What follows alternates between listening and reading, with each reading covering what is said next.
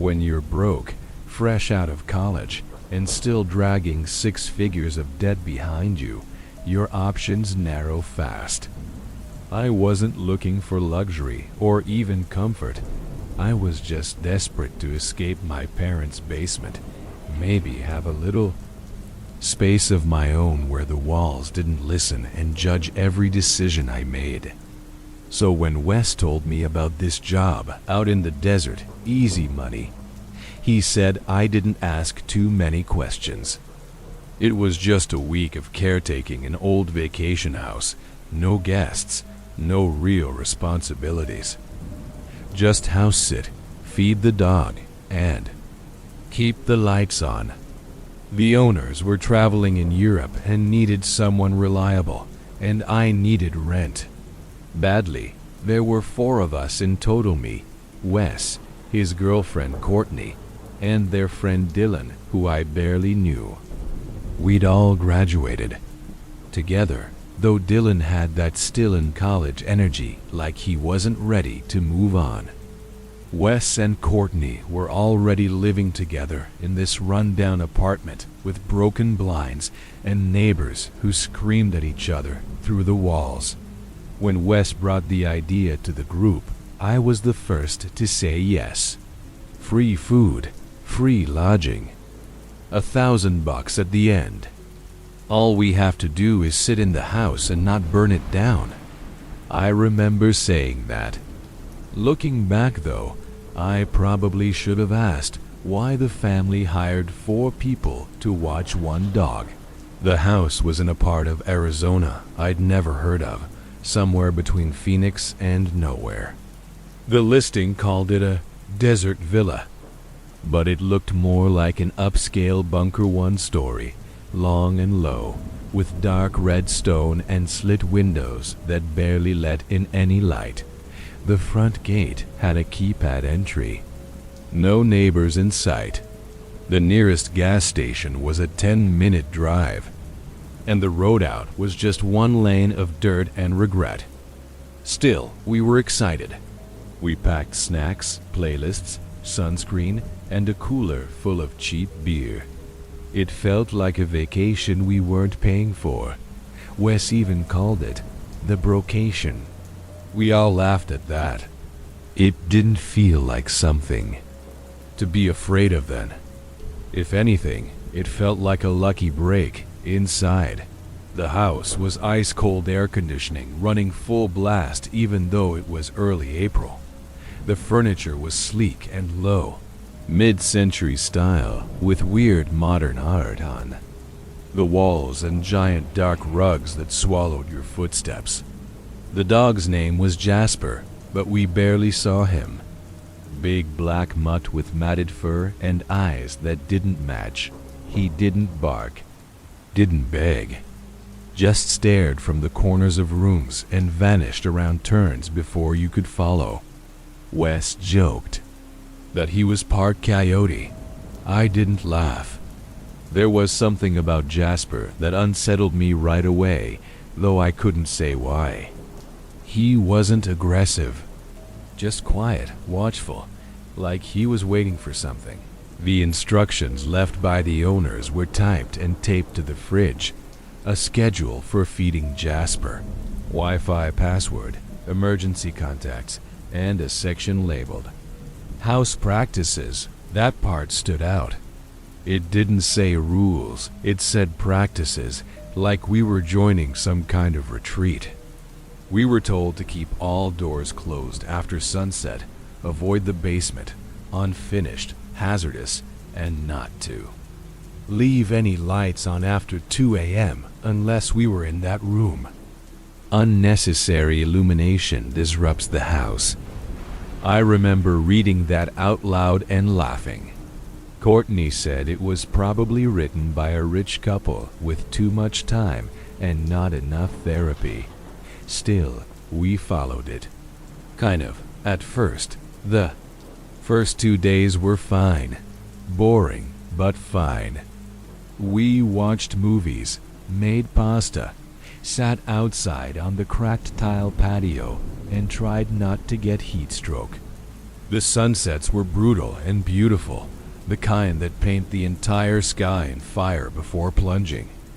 The world into blackness, no streetlights, no cars, just us and the wide open desert pressing against the glass. At night, the house made noises, pops, groans, dry shifts like the walls were exhaling. Dylan called them settling sounds, but they didn't feel like settling to me.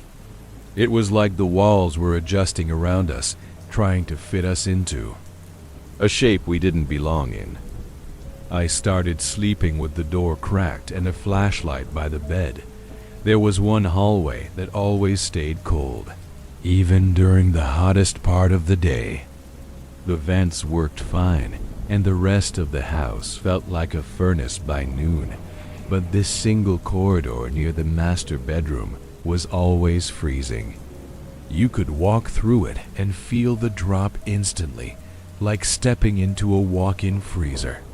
We joked it was haunted, gave it a dumb nickname, the Meat Tunnel. I hated that name, but it stuck. On the third day, Courtney said she saw something move at the end of it. Not a person, exactly, just a shape. Something low to the ground, crawling. I said she was probably just seeing Jasper, but she swore the dog had been in the living room with us at the time. Wes teased her, said she needed more sleep. But that night, none of us used that hallway. Not even once. We spent most of that third day exploring the house in more detail, mostly out of boredom. The novelty of free luxury wore off fast once. We realized there wasn't much to do. No pool, no games, no books beyond a few pretentious art volumes on the coffee table. Cell reception was spotty at best, and the Wi-Fi, despite having a password, barely worked. Streaming was impossible. Social media stalled out after a few seconds of scrolling. Dylan joked we were in some kind of data dead zone, like a pocket of the desert where nothing digital could fully survive. He might have been onto something. The more time we spent inside, the more the house felt like it wanted us disconnected, like it thrived on quiet. The master bedroom had a wall of mirrors facing the bed, which Courtney called deeply cursed. She wasn't wrong. The mirrors didn't reflect quite right. It was subtle at first, just a second's delay in your movement, like watching a live stream with a slow buffer. But once you noticed it, you couldn't unsee it. The delay wasn't every time. Sometimes it felt normal. Other times, your reflection didn't follow you at all until it caught up in a single jolt. I tried waving once and watched my arm lag behind like a video glitch. We told ourselves it was a lighting trick. Maybe the glass was old, maybe the AC vents warped the air. But I stopped looking into that mirror after day 4. It made my stomach twist in a way I couldn't explain. Jasper, the dog, grew more distant. At first, he'd hang around during the day, laying in corners or watching us cook. But by the third day, he started disappearing for long stretches. We'd find him curled under the dining table, silent and shivering even when the room was warm. He wouldn't eat unless we left the food out and walked away. One night, I found him staring at the closed basement door, ears pulled back, body rigid. I called his name, and he didn't move. He just stayed there, tail tucked, eyes fixed on that single spot. When I touched his collar, he flinched so hard I nearly fell back. I couldn't hear anything from behind the door, but the air near it felt dense, like it had more weight than the rest of the house. I didn't tell the others about that moment. I couldn't even explain it to myself. Courtney started having trouble sleeping. She claimed it was the dry air, but I saw her pacing the hallway more than once in the middle of the night, always pausing before the cold corridor. She'd stare down it like she was waiting for something to crawl out. I asked if she was okay, and she said, "It's just the silence. It's too loud." That stuck with me. The silence in that house wasn't peaceful. It was the kind that pressed in from every angle. No cars outside, no bugs, no birds. Even during the day, the desert beyond the windows looked frozen, as if time stopped just past the glass. Sometimes I'd press my palm to the window and feel a buzz under the surface, like the whole house was wired into something deep beneath the earth. Wes, ever the rational one, thought it was all just nerves. He kept trying to bring the vibe back, playing music from his downloaded playlists, cracking beers at lunch, making dumb toasts about how we were off the grid and loving it. But he was on edge too. I caught him watching the hallway. Cameras one night, even though there wasn't really anything to see. He said he kept hearing faint cracking sounds at night, like someone snapping twigs under the floor. But there were no floorboards in the house. It was all stone tile and thick carpet. Still, he swore the noise was real, low and muffled, always. Around 3 a.m., we checked the hallway for damage. Nothing. Just that same cold stretch of air. That same soft hum of the AC unit that never seemed to shut off. That night, Dylan fell asleep on the living room couch with the TV running static. We found him around 6 in the morning, still in the same position, eyes half open, mouth hanging slack. For a second, I thought he was dead. I shook him hard, and he blinked, slowly, like surfacing from a long dive. He didn't say anything, just got up and walked to the kitchen. Later, when I asked what happened, he said, "I dreamed someone was crawling inside me." He didn't elaborate. He just opened the fridge, stared inside for a full minute, then closed it again without taking anything out. That was the moment I realized the house wasn't just affecting how we slept. It was starting to rewrite us quietly, slowly, in the gaps where no one was looking.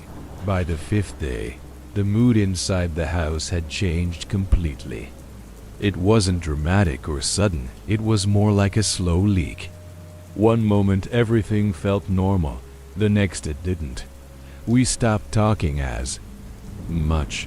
Everyone started drifting to their own corners, headphones in, eyes hollow. The once joking energy Wes kept forcing was gone. Even Courtney had stopped picking little fights with him, which at first seemed like relief, until I realized she hadn't spoken more than 2 sentences all morning. We were still in the same space, breathing the same air, but it felt like decay. Walls were pushing us further apart, giving each of us our own little cell inside the larger shell of the house. And we all let it happen, because it was easier than pretending we didn't feel it too. The thermostat was locked at 69 degrees, but the temperature never felt consistent. Some rooms were freezing, others stifling hot. The kitchen faucet made strange knocking sounds when we turned it on, like there was air trapped in the pipes, but only at night. Dylan started sleeping on the floor in the hallway with his hoodie over his head, saying the couch buzzed too loud for him to rest. He didn't explain what he meant by that, and I didn't ask. I'd started avoiding questions altogether. Something about the answers felt heavier now, like they came from a deeper place than the people giving them, as if each of us was holding A second version of ourselves just beneath the skin, and the more we asked, the more likely it was that that version would respond instead. The cold hallway, the one we called the meat tunnel, became a boundary line. None of us went near it, but we all knew exactly where it began. You could feel it in the floor, like crossing over a seam. Wes tried to act brave and walked through it again on day 5, holding his phone up like a flashlight. But when he came back, he looked pale and disoriented, like he'd lost time. "It's shorter than it was before," he said. "It's closer to the kitchen now." I told him that didn't make sense. The floor plan was static, but he just shrugged. Didn't argue. That night, we avoided eye contact. The hallway felt like a new organ the house had grown alive and expanding quietly behind our backs. Jasper stopped moving entirely. He lay under the dining table for hours, refusing to eat, only raising his head when someone walked by. His eyes were glassy, the white around them red with burst vessels. When Courtney finally tried to pet him, he growled low and wet, like his throat had been torn. We left him alone after that. I hated how relieved I was to ignore him. He had become another piece of the house, another quiet fixture that stared without blinking and never made a sound unless it had to. I sometimes wondered if he had been warning us from the start, and we were just too stupid, too eager for free money and quiet nights to hear it. That night, something scratched the inside of my bedroom wall. It didn't last long, maybe 5 seconds, but it was deliberate, slow, deep, like something was dragging nails across stone from inside the wall itself. I didn't scream, didn't even move. I just lay there and listened, heart hammering, breath held. When it stopped, I stayed still for over an hour. The others didn't hear it, or if they did, they didn't say anything. The next morning, I checked for damage. No cracks, no marks, just a patch of wall that felt slightly colder than the rest. That was the moment I stopped pretending the house was just old or weirdly designed. Something was moving inside it, crawling through the structure like it belonged there. On day 6, Wes finally snapped. We were in the kitchen, trying to cook something simple, just pasta and jarred sauce, and he dropped a spoon. It clattered, and the sound echoed way longer than it should have. He stood frozen, staring at the spoon like it had spoken. Then, he slammed the drawer shut and muttered, "This place is trying to hollow us out." No one responded. Courtney walked out of the room. Dylan didn't even look up from his notebook, where he'd started sketching twisted limbs and bent joints, things that didn't resemble anything human. I reached for Wes's arm, but he pulled away like my touch burned. "Don't," he said. "It doesn't like being noticed." I didn't ask what he meant. I didn't want to know. That night, I heard it again. The cracking sound, not from the wall this time, but from under the bed. It started just after 3 a.m., a slow series of pops and snaps like someone twisting their neck over and over. I stayed frozen, staring at the ceiling, trying to convince myself it was nothing. Just a house shifting. Just bad plumbing. But the sound moved, traveling from the foot of the bed to the side, right where I kept my phone charging. When I finally forced myself to sit up and look, there was nothing there. But the charging cord was gone. Just dot gone. No sign of it. No trace. I slept with the lamp on for the rest of the night, and even then, I didn't close my eyes all the way. I just waited, barely breathing, for the cracking to start again. I woke up on the sixth night with my feet ice cold and uncovered, even though I always slept tucked in. At first, I thought I'd just kicked the blanket off, but the more I looked, the more it felt wrong. The comforter had been folded back carefully, down to my waist, in a neat, deliberate way. I sat up slowly, afraid to move too fast, like I'd wake something else up in the room. There was nothing, no sound, no shadow, just the quiet electric hum of the house pressing in from every corner. But the moment I stood up to fix the blanket, I noticed something worse. My socks were gone. I had gone to bed wearing them. I never sleep barefoot. And now they were just missing. Not under the bed, not tossed onto the floor. Gone. It sounds stupid, I know. Who cares about socks, right? But when something touches you while you're asleep, removes something from your body and you never wake up. That's not a prank. That's not a draft or a restless leg or some other explanation we invent to stay calm. That's a message. It meant something had been in the room with me, close enough to reach my feet, gentle enough not to wake me.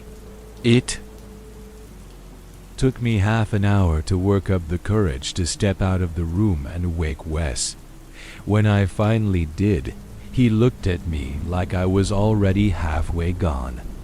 I told him what happened, and he didn't even blink. Just nodded and said, "It started taking Courtney's jewelry last night. It puts things back, but not always in the right place." Then he looked down and whispered, "That's how it learns." That phrase has haunted me since. The next morning, we noticed Dylan's sketchbook was missing. He tore the living room apart looking for it, rugs flipped, cushions tossed, even lifted the stove slightly with Wes's help to see if it had slipped behind. Nothing. Dylan was already on edge, but the loss of the sketchbook did something to him. He kept repeating, it had the arms in it, the ones with too many elbows. We tried calming him down, but it was no use. He insisted something took it to finish the drawings. It wants to see itself. That's what he said, over and over. And the worst part, I believed him. Every bone in my body told me something inside the walls had fingers now. Fingers and eyes, and maybe a mouth that hadn't quite figured out how to open yet. Courtney finally snapped later that night. We were all sitting in the kitchen, barely talking, when she stood up without warning and screamed into the hallway. "We know you're there." Her voice echoed down the corridor and vanished into that cold stretch like it hit something soft and thick on the other side. For a few seconds, nothing happened. Then came the sound bone snapping. Loud, wet, sharp, like someone cracking knuckles, only deeper, slower, and way too close. It didn't echo. It wasn't distant. It came from right behind the walls. Courtney collapsed into the chair like her knees gave out, and Wes just stared at her, his mouth barely moving. "You said it too loud," he whispered. "It doesn't like loud." We didn't sleep that night. None of us. The basement door was open the next morning. Just cracked a few inches, but it had been locked since we arrived. Wes had the only key, and it was still on his keyring in his pocket. I stood in the hallway staring at the opening, cold air rolling out in slow, breathless gusts. It smelled faintly of rust and something else, something thick and sweet, like rotting fruit left in a car. I didn't go near it. None of us did. We shut the door, locked it again, and duct-taped a kitchen chair in front of it like that would make a difference. But it did something to our nerves. We started sleeping in shifts, always 2 people awake, always lights on. No one wanted to be caught alone in the dark, not anymore. That night, we moved our mattresses into the living room and tried to stay together. We set up candles and kept flashlights in reach. It felt like camping, if camping meant hiding from a shape you couldn't name. At 3:12 a.m., the front door unlocked by itself. We heard the deadbolt turn, slow, purposeful. Wes jumped up first, holding one of the kitchen knives like it wouldn't matter. When he opened the door, there was nothing outside, just wind and empty desert. But there were footprints in the dust on the threshold, bare feet, long toes, too long, and they didn't walk in, they faced inward, as if something had been standing there for hours, watching us through the door. We thought locking the door again would fix it.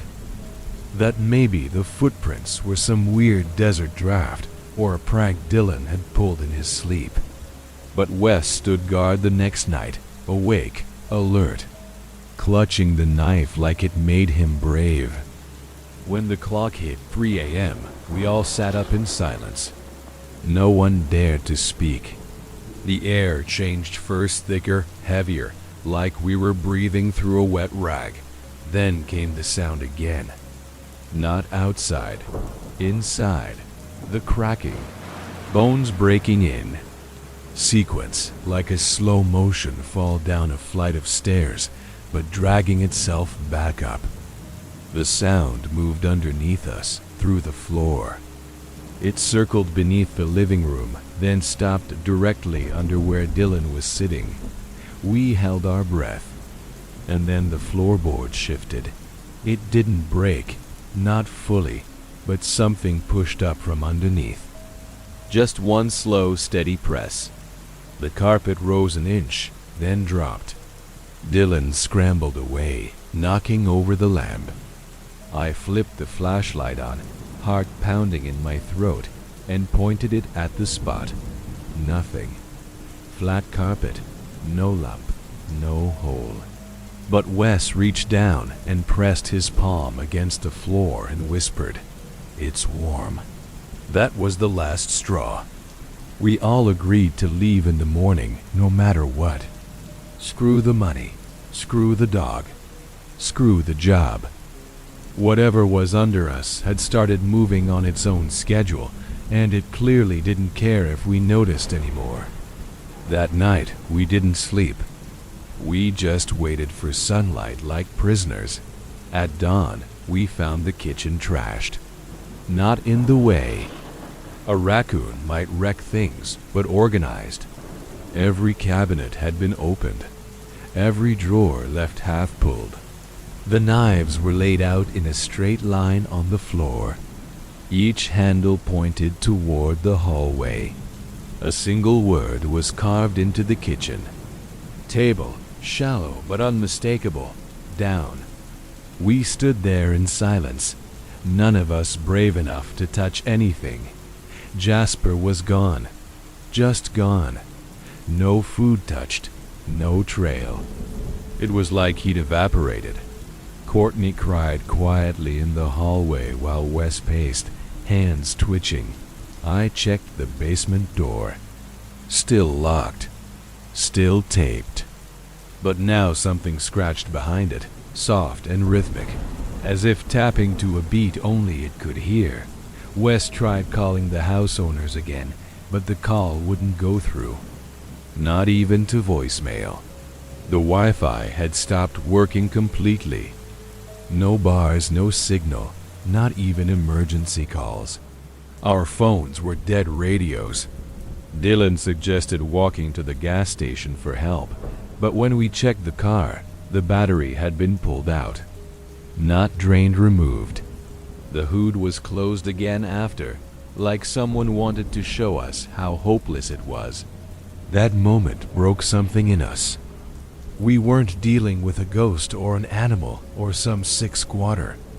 This thing, whatever it was, had thought about us. It made plans. It had intention. And it wasn't finished.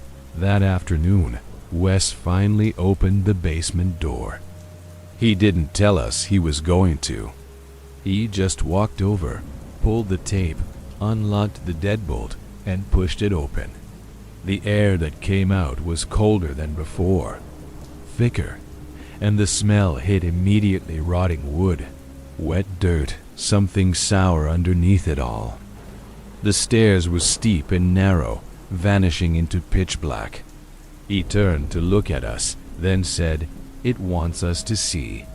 I begged him not to go, but he stepped inside anyway, flashlight gripped tight. The beam cut through the dark and landed on something halfway down the stairs. I still don't know what it was. Long, black, draped in something that looked like wet cloth or skin. Wes froze, then turned and sprinted back up, slamming the door shut behind him. He didn't speak for the rest of the day. He just sat on the couch and whispered to himself with his eyes shut tight. That night, we heard breathing from the hallway. Not loud, not ragged. Slow and calm, like someone just outside the living room was meditating in the dark. Courtney begged us not to check. If we see it, it becomes real, she said, rocking herself like a child. But Dylan had had enough. He grabbed the flashlight and crept toward the hallway. Wes and I stayed frozen, too afraid to follow. A minute passed, then two. Then Dylan screamed. The kind of scream you don't fake, not scared broken.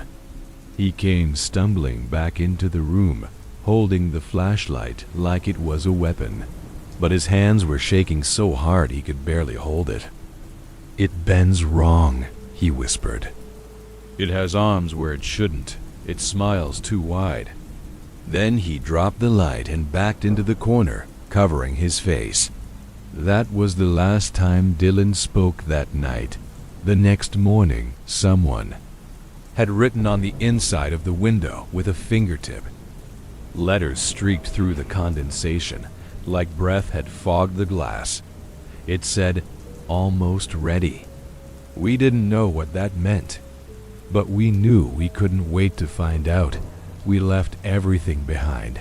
Phones, backpacks, even the food. At sunrise, Wes slammed the keys on the counter and said, "We go now, or we don't go at all." No one argued. I don't think any of us even spoke. It felt like if we waited one more hour, the house would seal shut and swallow us. The car dead the day before suddenly started without issue. We didn't question it, didn't celebrate, just piled in, closed the doors, and peeled out over the cracked gravel driveway without looking back. I swear I heard something moving behind the walls as we drove away, slow and dragging, like it realized we were slipping through its fingers. We made it to the gas station 10 miles out, looking like survivors of something no one could name. The clerk didn't ask questions, but he stared at us long. Our skin was pale, lips dry and cracked, eyes bloodshot from nights of half-sleep. Courtney kept holding her wrists like they were bruised, though I never saw a mark. Dylan didn't say anything at all. He just wandered outside and sat on the curb, staring at the sky like he was waiting for something to fall. Wes called the property owners again. This time the call went through, but the woman on the other end barely reacted. She just said, "Thank you for your time," and hung up. That was it. No questions, no concern. Nothing. Later, Wes drove straight to the sheriff's department in the next town. He told them about the missing dog, the things we heard, the carvings in the table, the footprints. He didn't even bring up the thing in the basement. We knew better. The deputy on duty nodded along, took a few notes, then said the owners had called ahead to warn them that their guests were acting paranoid and might cause trouble. He said if we had a real complaint, we could file it and wait. But he also said we shouldn't plan on staying in town long. It wasn't a threat, not directly, but we all got the message. This wasn't the first time someone had come running from that house, and it probably wouldn't be the last. We stayed in a motel that night, a cheap one off the highway with cigarette burns in the blankets and soap that smelled like mildew. I didn't sleep. None of us did. Every time the air conditioner clicked on, I jumped. I kept the bathroom light on and wedged a chair against the door, just in case. Around 4 a.m., I heard something whisper behind the walls. Just for a second. A wet, dragging noise like someone licking tile. But when I opened the door, the hallway was empty, and the others were asleep, if you could call it that. Dylan twitched constantly. Courtney mumbled in her sleep, a low melody like she was humming. A lullaby that didn't have an end. The next morning, Wes was gone. His car, his bag, everything. No note, no message. We called his phone, it rang once, then disconnected. The motel clerk said he left just after dawn, didn't say where he was headed. Courtney broke down completely. She screamed at the clerk, at Dylan, at the walls. Eventually, she fell silent. She left 2 days later without saying goodbye. Just packed a duffel bag and caught the first bus east. Dylan and I stayed in touch for a little while. He emailed me once a month, each message shorter than the last. The final one just said, "It's in the cracks now." After that, silence. I haven't heard from either of them since. I filed the report through a property review site, tried to leave a warning for future guests, but the listing was gone within hours, not marked as unavailable, erased. No trace, no cached page, like the house had never existed. I even tried driving back toward the area weeks later, thinking maybe I imagined the location wrong, but the road wasn't there anymore. Just a stretch of sun-bleached highway with no turnoff. I drove for miles past the spot where it should have been, and there was nothing. Just the desert stretching forever, still and silent. I got out, walked into the brush, and stood there for a while, waiting to feel something. But the air was empty. The silence was clean. The house had either moved or it had buried itself deeper.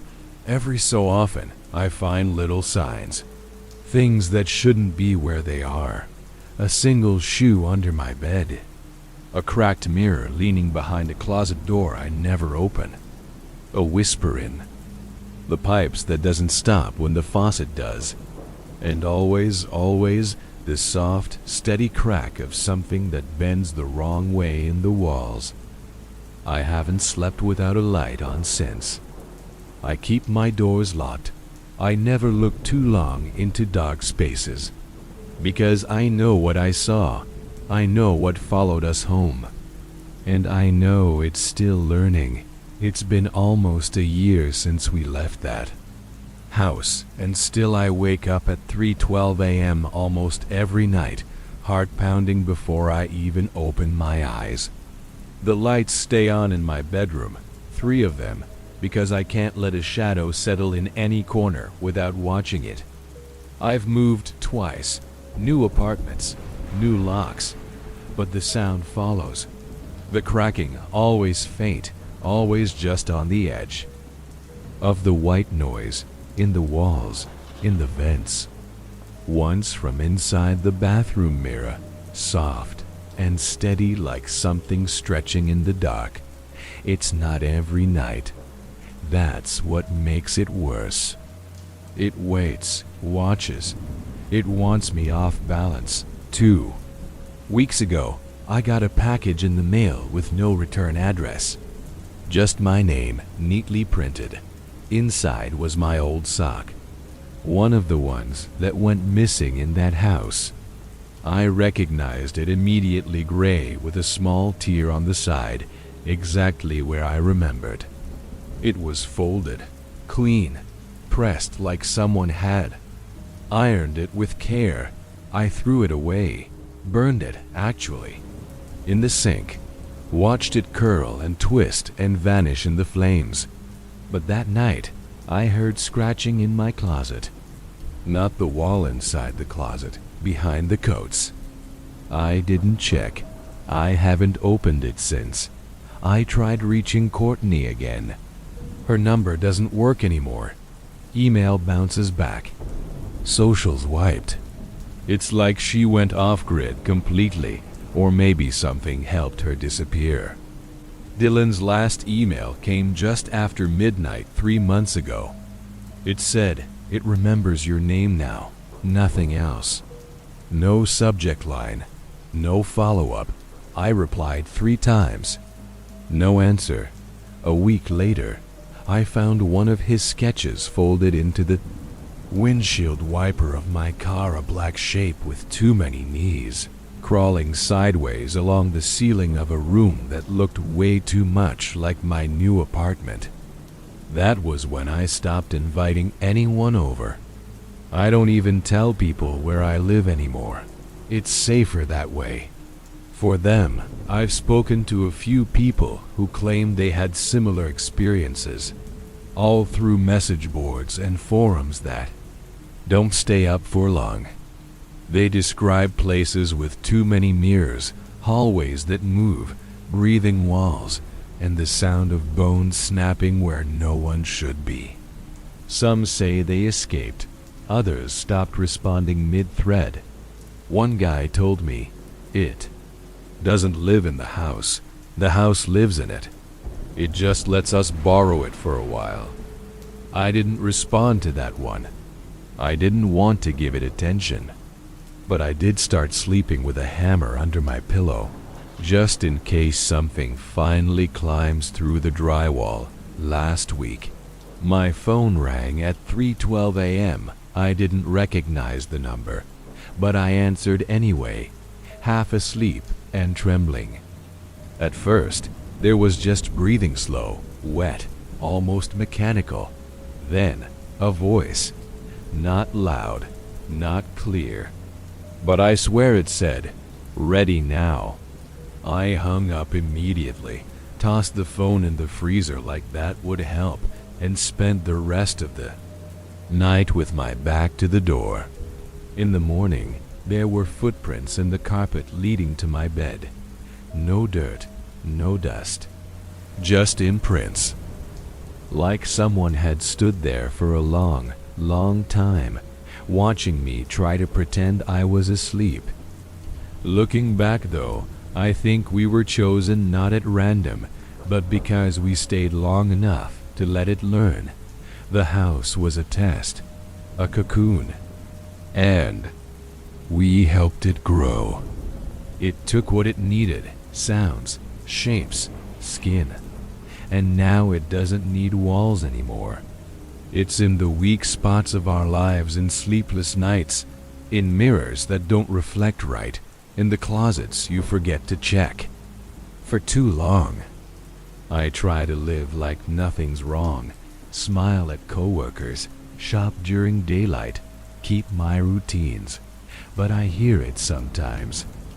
Behind the elevator panel, under the bed, pressed against the back of the couch, cracking, learning, smiling, waiting.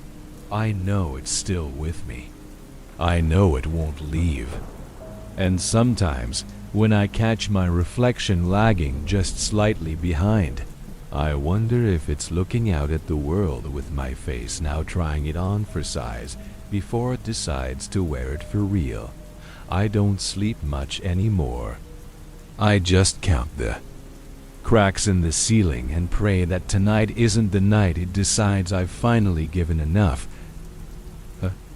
Bend the leak isn't the ceiling, and pray that tonight isn't the night it decides I've finally given enough.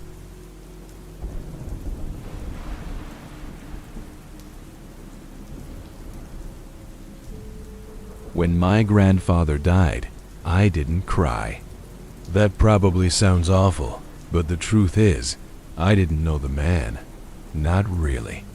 He wasn't cruel or cold, just distant in a way that always felt intentional. I remember seeing him at a few holidays when I was younger, but I can't recall a single real conversation. He'd nod, offer some awkward pat on the shoulder, then vanish into the den with his old books and dust-coated records. When my mom told me he left me something in his will, I didn't think much of it. Probably a photo album or some antique clock, I figured. Something small, weird, forgotten. What I didn't expect was to be given his entire house, not a share in it, not a deed to sell. The house itself. Free and clear. I was 23, living with a roommate in a second-floor walk-up in Albany, working nights at a warehouse and scraping by on the edge of burnout. So yeah, when I heard I now owned a fully paid-off house just 2 hours north, my first reaction wasn't fear or suspicion. It was relief. My mom warned me gently not to get too excited. The place is old, she said. Really old. Your grandfather was a bit eccentric. There's a reason none of us wanted to live there. But she didn't go into detail, and I didn't press. I didn't want to ruin it with second thoughts. Free property is free property, even if it smells like mothballs and forgotten memories. I drove up that weekend with a duffel bag and a head full of plans.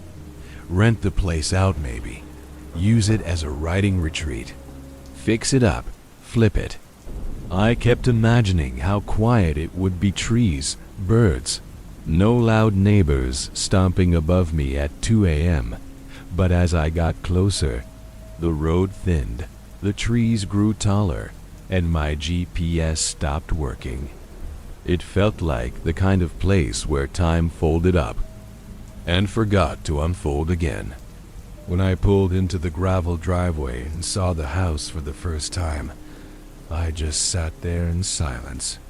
It looked like something that should be hidden in a snow globe tall, narrow, Victorian style with cracked white paint and windows like black eyes. I felt both drawn to it and completely unwelcome all at once. Inside was worse. Dust thick enough to write my name in, furniture covered in yellowing sheets, and a smell that made my teeth ache. Dry rot mixed with something almost metallic. I found mail stacked on a side table by the door, all unopened, dating back months. Most of it addressed to me.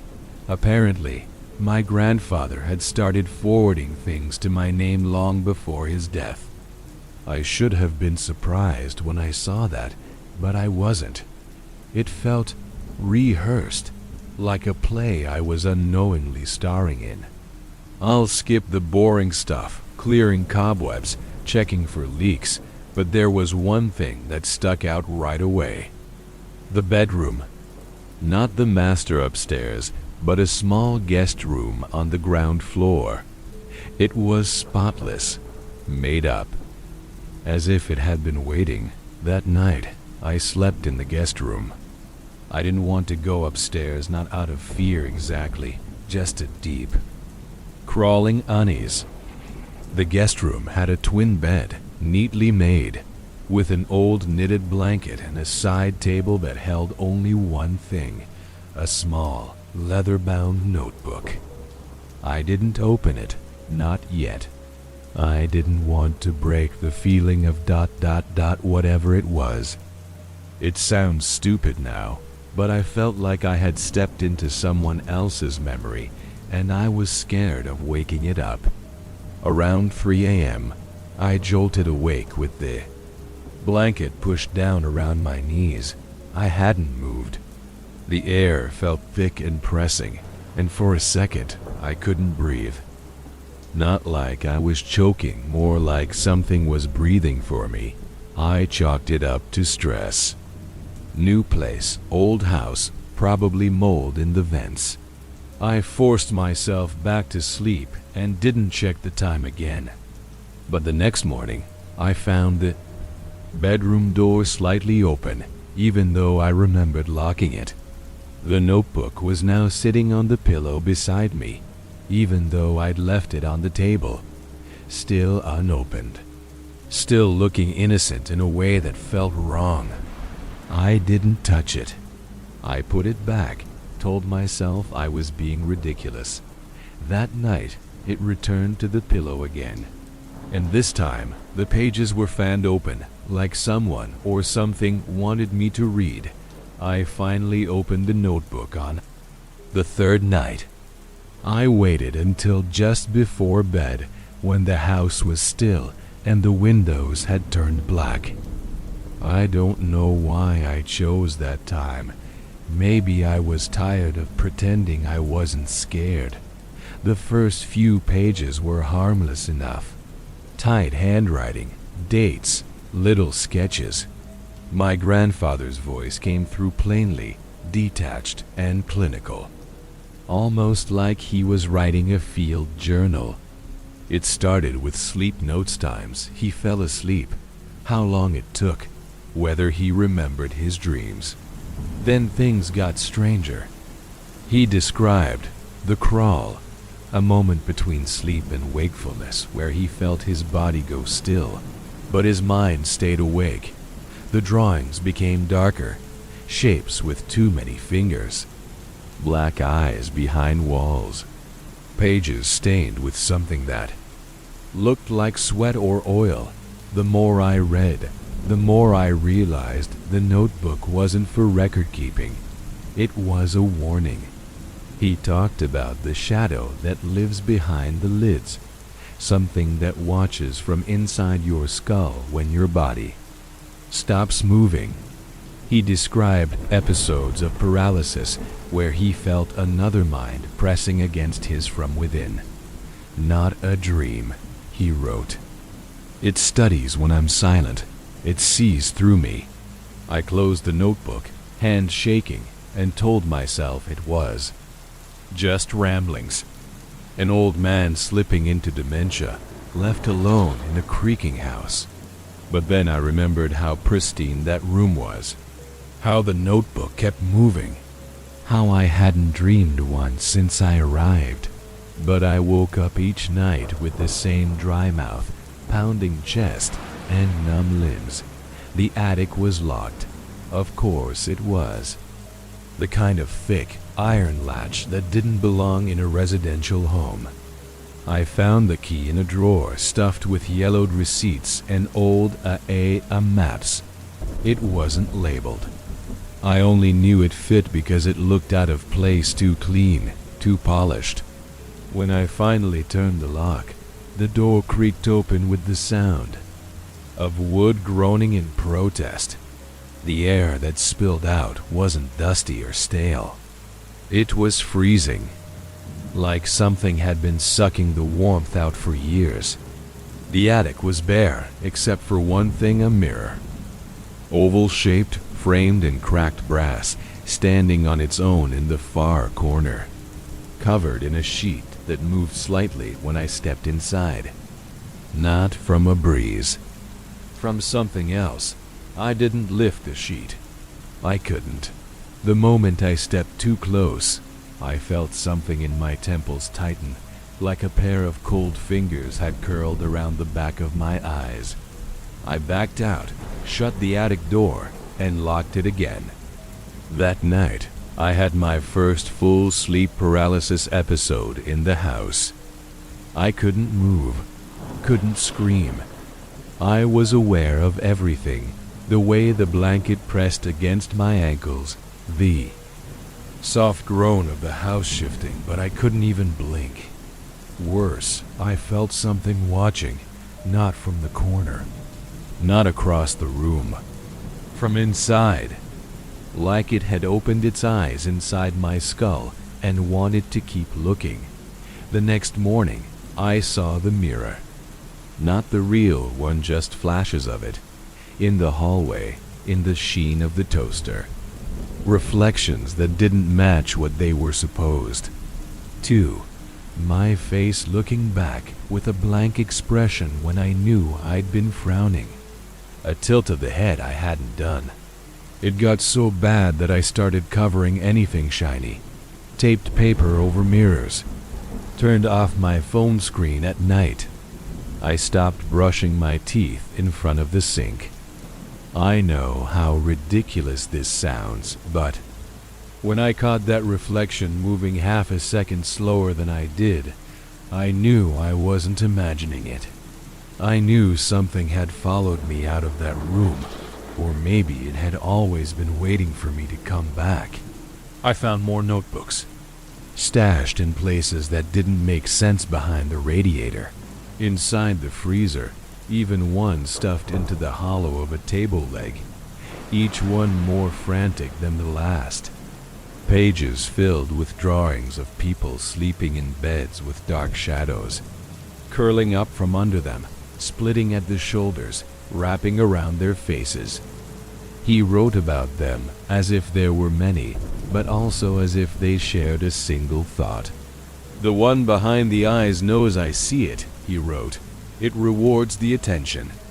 I stopped reading after that. I put the notebooks in a box and pushed them to the back of the hallway closet.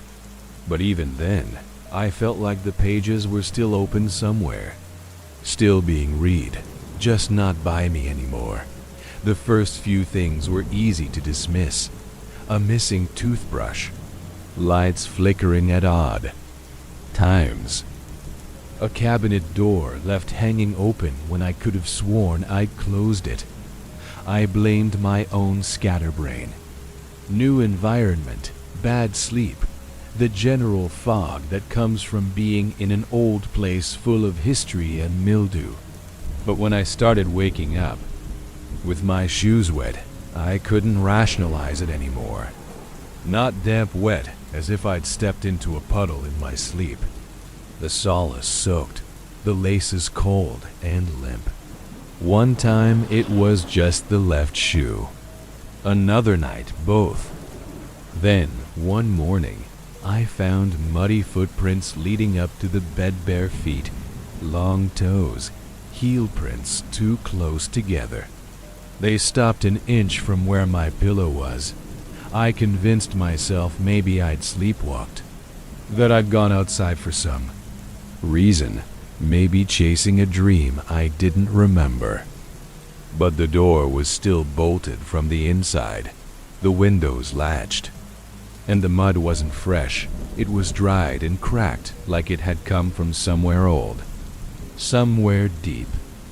That night, I locked the bedroom door, shoved a chair under the handle, and slept with the flashlight gripped in one hand. I didn't hear anything loud, just tiny shifts in the floor, as if the house was breathing differently.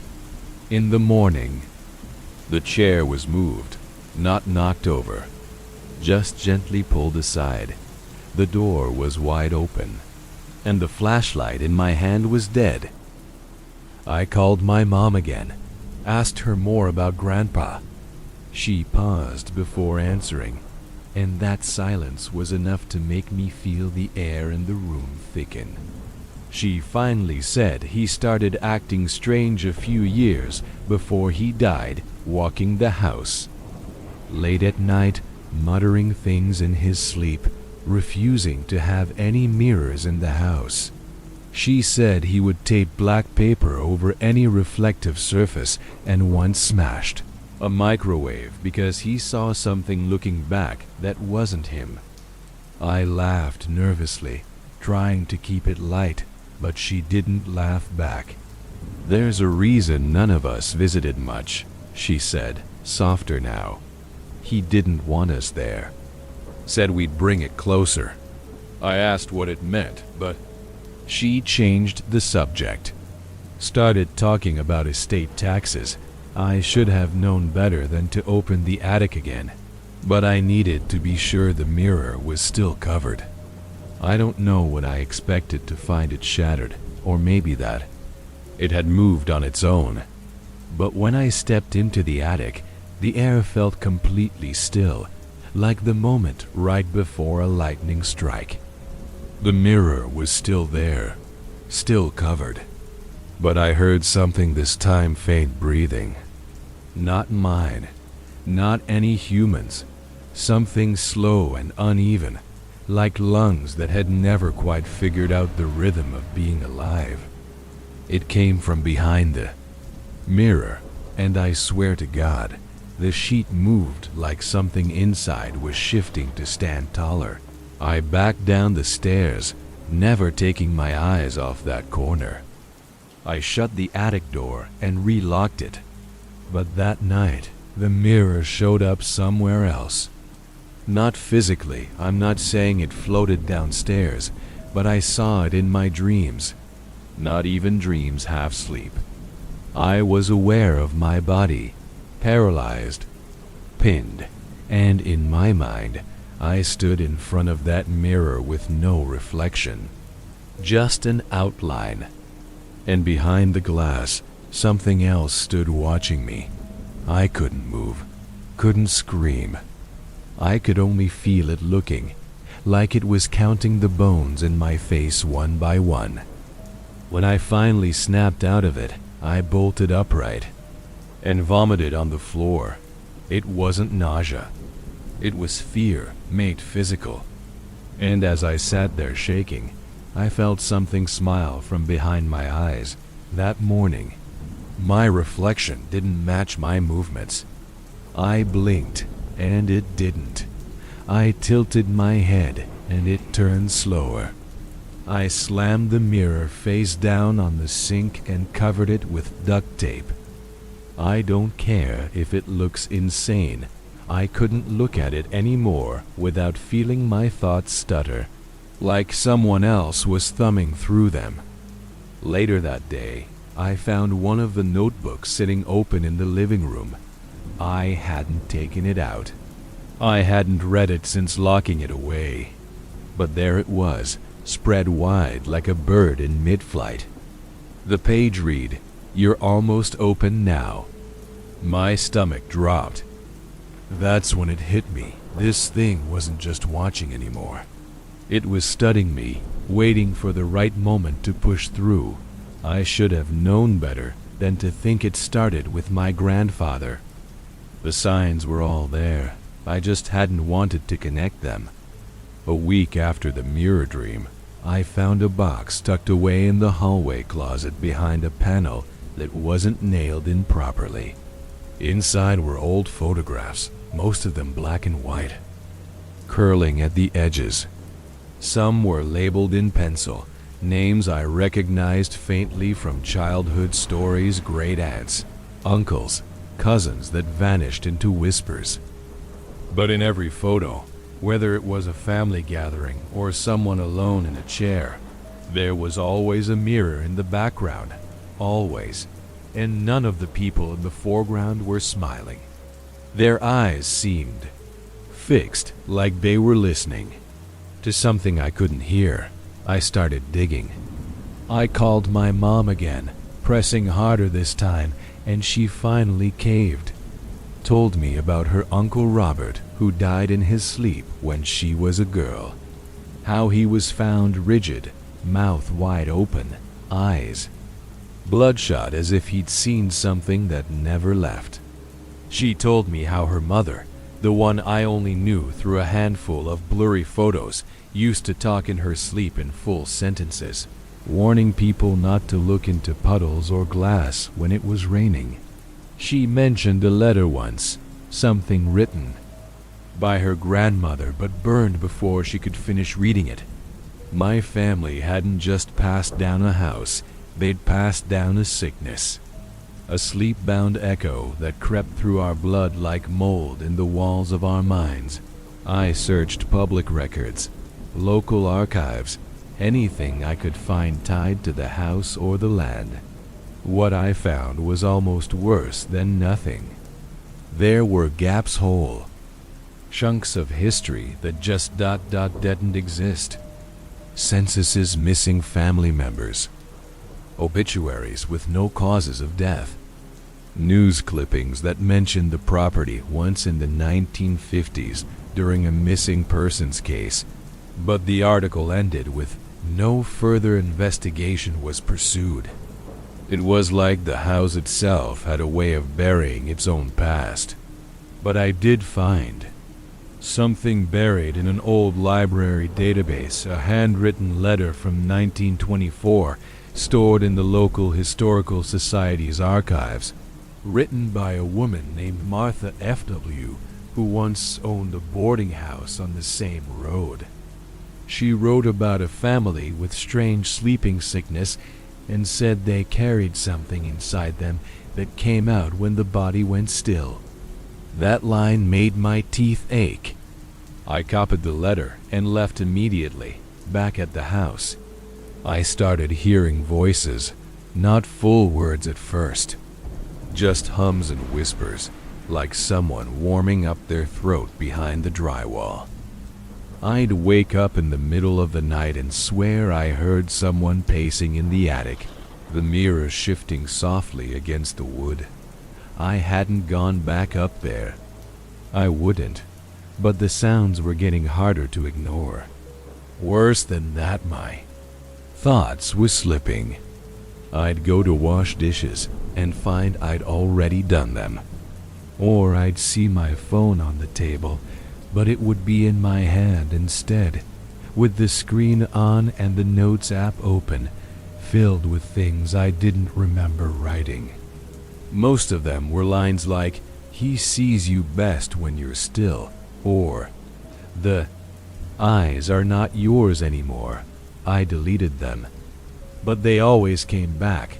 I emailed a sleep researcher anonymously, describing symptoms I claimed were happening to a friend: sleep paralysis with hallucinations, recurring mirror imagery, loss of time. I thought I might get a polite reply or a recommendation for therapy, but instead, I got a one-line response. "That's not sleep paralysis. That's observation." I never got a second reply. Their account was deleted 2 days later. At that point, I started keeping a sleep log of my own, like my grandfather had. Not because I thought it would help, but because I needed to hold on to something real. But when I flipped back through the notebook one morning, I found pages filled in. I hadn't written tight, blocky script that looked too old to be mine. It said, "The line is thinning. Soon you will see us like we see you." I dropped the notebook and locked it in the shed out back. But I still see that script sometimes in the condensation on the bathroom mirror, the pattern of the wood grain on the walls, the way the ceiling cracks curve when I blink too long.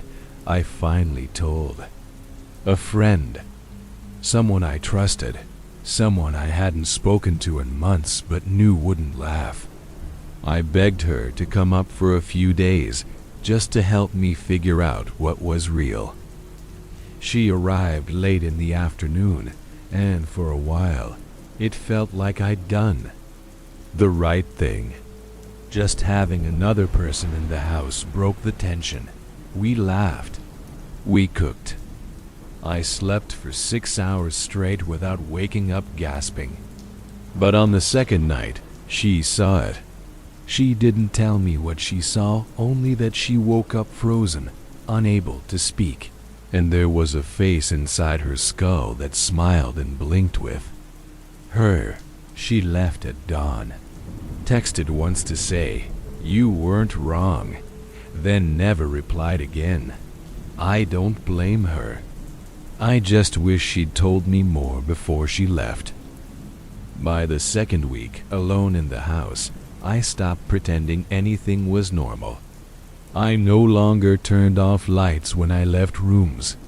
I couldn't keep any mirrors exposed, not even shiny faucets or TV screens. At night, I'd start to fall asleep, and then jolt awake in full paralysis, unable to move or even twitch a finger. My body would lie there while my mind screamed, fully alert and trapped. And always, it was the same sensation, a spreading cold that started behind my eyes and moved backward into the base of my skull. It wasn't random anymore. I could feel it learning how to stretch, how to sink deeper inside me. Whatever it was, it wasn't content with watching. It wanted to wear me like a coat. I started losing time. I'd be cooking and blink, and the food would be burned. Hours passed, phone battery dead. One afternoon, I found myself outside, standing barefoot in the backyard, holding a broken shard of mirror in my hand.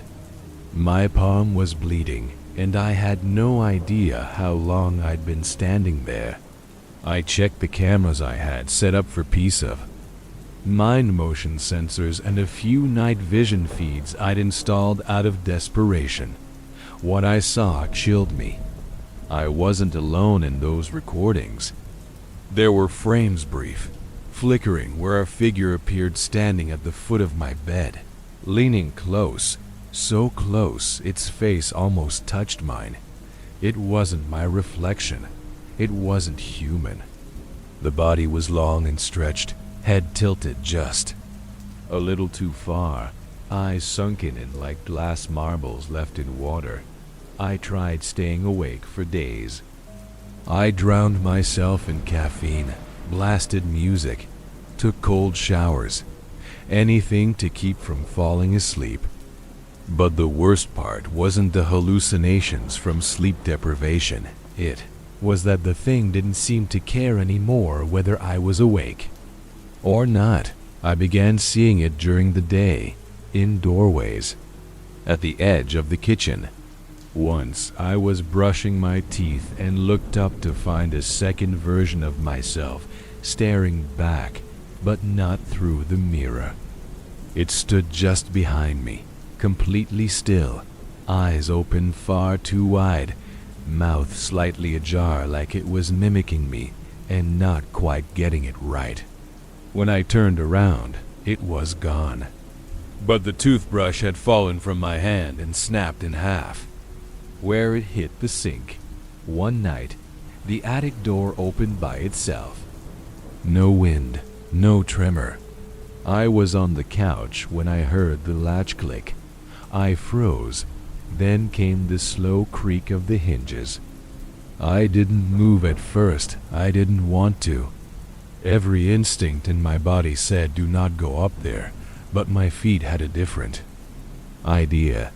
I got up and walked to the stairs as if something were pulling invisible strings through my shoulders. Each step groaned louder than the last. I reached the top and stood there, staring at the open door. The sheet was no longer on the mirror. It was standing upright now, tilted ever so slightly toward the doorway. And the surface wasn't reflecting the room. It was showing something else, a black hallway with walls that pulsed like veins and dozens of figures lining the sides, all twitching as if trying to hold still. I backed away slowly, but before I could close the attic door, I felt a warm breath on the back of my neck, slow, humid, and steady, as if something were leaning inches behind me. I turned around violently, but there was nothing there. My vision blurred, and for a second, I swear I saw the hallway from the mirror bleeding into my real one. The wallpaper peeled in long strips, the floorboards shifted, and I felt a jolt behind my eyes so sharp I dropped to my knees. I blacked out right there. When I woke up, I was in bed. Not the couch, not the floor, tucked in.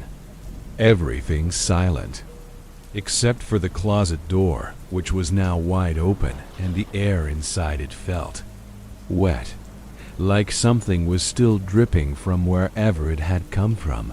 I tried to leave, packed a bag, didn't even bother locking up. But my car wouldn't start. The battery wasn't dead. It was like the power just wasn't being accepted. I called for a tow, and they showed up the next day. But while I waited, I slept in the shed. I thought maybe putting some distance between myself and the house would help. But at 3:17 a.m., I woke up flat on my back in full paralysis, and from the corner of my vision, I saw the attic mirror in the shed, just standing there in the shadows, even though I knew it had never left the house. That was when it hit me. This wasn't about the building. It was never the house. It was me. It was mine now. And it was only getting stronger. I smashed the mirror. I didn't think. I didn't pray. I just waited until daylight and went up to the attic with a hammer and a roll of duct tape around my shaking wrist like a shield. I covered the glass before I even breathed. Then I hit it once crack, again shatter. The pieces fell like broken water, curling the light around them as if the reflections were trying to cling to the surface. But the moment it shattered, I didn't feel release. I felt something move inside me, like a knot in my stomach twisting in the wrong direction. I staggered back and vomited, not from nausea but from the pressure, like something had just shifted rooms in my body. I gathered the shards, wrapped them in a thick blanket, and buried them in the far corner of the woods, deep, more than 6 feet. I left no marker. That night I slept on the floor by the front door with the lights on and a rosary I didn't believe in clenched in my hand. I still couldn't move when the paralysis came, but this time it felt angry, violent, like the thing inside me was pacing, clawing at the inside of my skin, furious about being blinded. I heard noises in the walls, scratching, not from rats or mice, but longer drags, like nails being dragged across bone. In my dream, or maybe the half place between, my grandfather appeared beside me, lips stitched closed, one hand raised as if to warn me. Then his head tilted forward and fell off, revealing hollow sockets with tiny mirrors inside.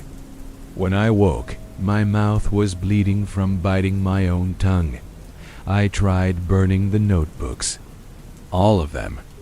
But every time I threw one into the barrel behind the house, the pages refused to catch. They browned, curled, smoked, but never turned to ash.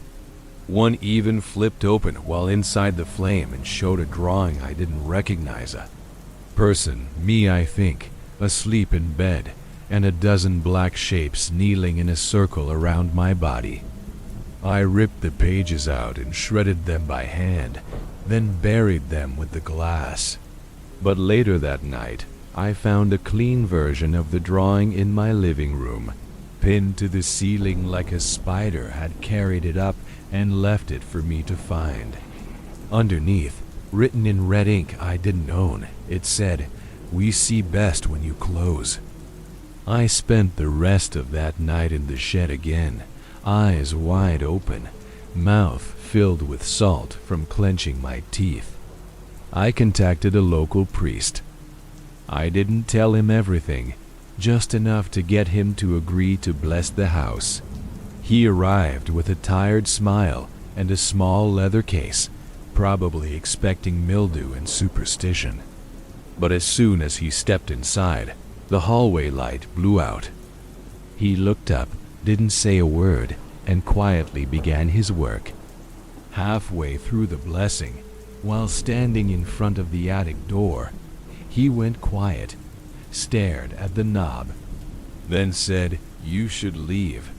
Whatever this is, it's old, older than me, older than this house." I asked if it was evil. He didn't answer. He only said, "It watches when you sleep." But some things don't need to move to get closer. I never saw him again. His number stopped working the next day.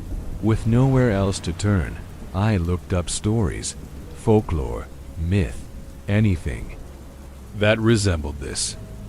I found similar patterns under different names: shadow people, sleep watchers, mirror parasites, the double-eyed. Every culture seemed to have a whisper of it, entities that live not just near us, but through us, that wait for the moment we slip, between sleep and waking to press forward. But none of them said how to stop it, just warnings. Just rules like, don't sleep facing mirrors, or never speak during paralysis. I started leaving notes around the house reminding myself of these rules. But the next morning they were all rewritten, same handwriting, same paper, but changed. One said, "Why are you trying to leave? We already fit so well." That was the first time I screamed without sound. I called my mom again, desperate now, begging her to remember anything else. She was quiet at first. Then she whispered something I'll never forget. I thought I got away. I never talked about it, never looked in mirrors in the dark. But sometimes I still feel it breathing inside me. Sometimes I wake up and it's already standing behind my eyes. She started crying, then hung up. I haven't heard from her since. That's when I realized the truth. This wasn't about the mirror or the attic or the notebooks. This was a family infection, passed through blood and silence. A parasite of sight and sleep that opens us from within like a locked cabinet finally. Clicking loose, I moved out. Eventually, I just left everything behind: the books, the keys, the mirror shards I'd buried. I didn't sell the house, didn't even lock it up. I walked away like it was a corpse I'd helped dig up and couldn't bear to bury again. But that didn't mean it stayed behind. If anything, the moment I left that place, it settled deeper. Inside me.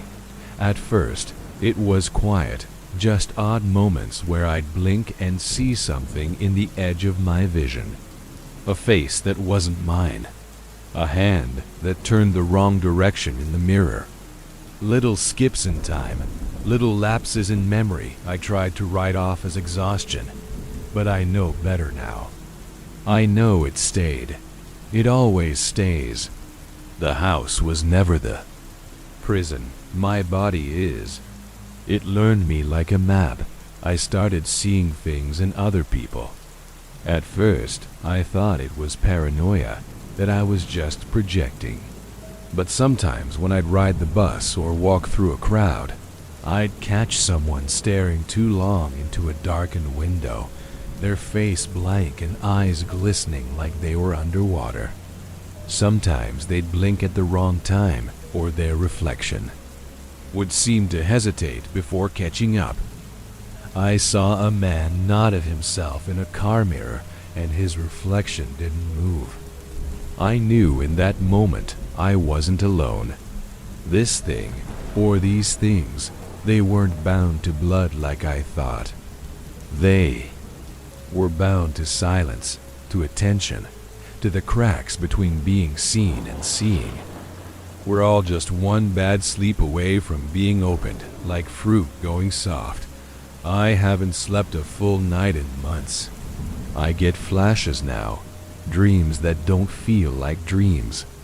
Rooms with no windows, walls that pulse. People standing perfectly still with mirrors for faces. And always the pressure behind my eyes, like something is pushing from the inside. Not violently, just waiting. Like it's leaning forward, resting its chin behind my forehead, learning how to blink at the same time I do. There are days I look in the mirror and don't know if I'm the one looking out. Sometimes I talk just to hear myself say things only I should know. But lately, I've been catching myself saying we instead of I, like someone else is already helping form the thoughts before I do. I tried therapy. The therapist quit after 4 sessions, said I was fixated on delusions, and refused to discuss alternative views. I told her I didn't want a cure, I wanted containment. I didn't want to stop seeing it. I just wanted to keep it from seeing more. But that's the problem. Once it opens behind your eyes, there's no way to make it close again. It grows by watching. It becomes you.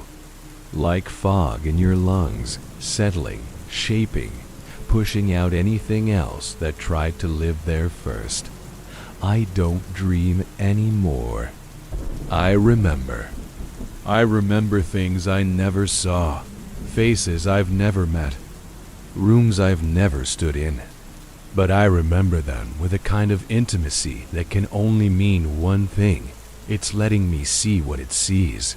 Last week, I got an envelope in the mail, no return. Address. Inside was a single photograph of me sleeping in bed, taken from inches above my face. My eyes were shut, but something behind them was wide awake. I could feel it even in the photo.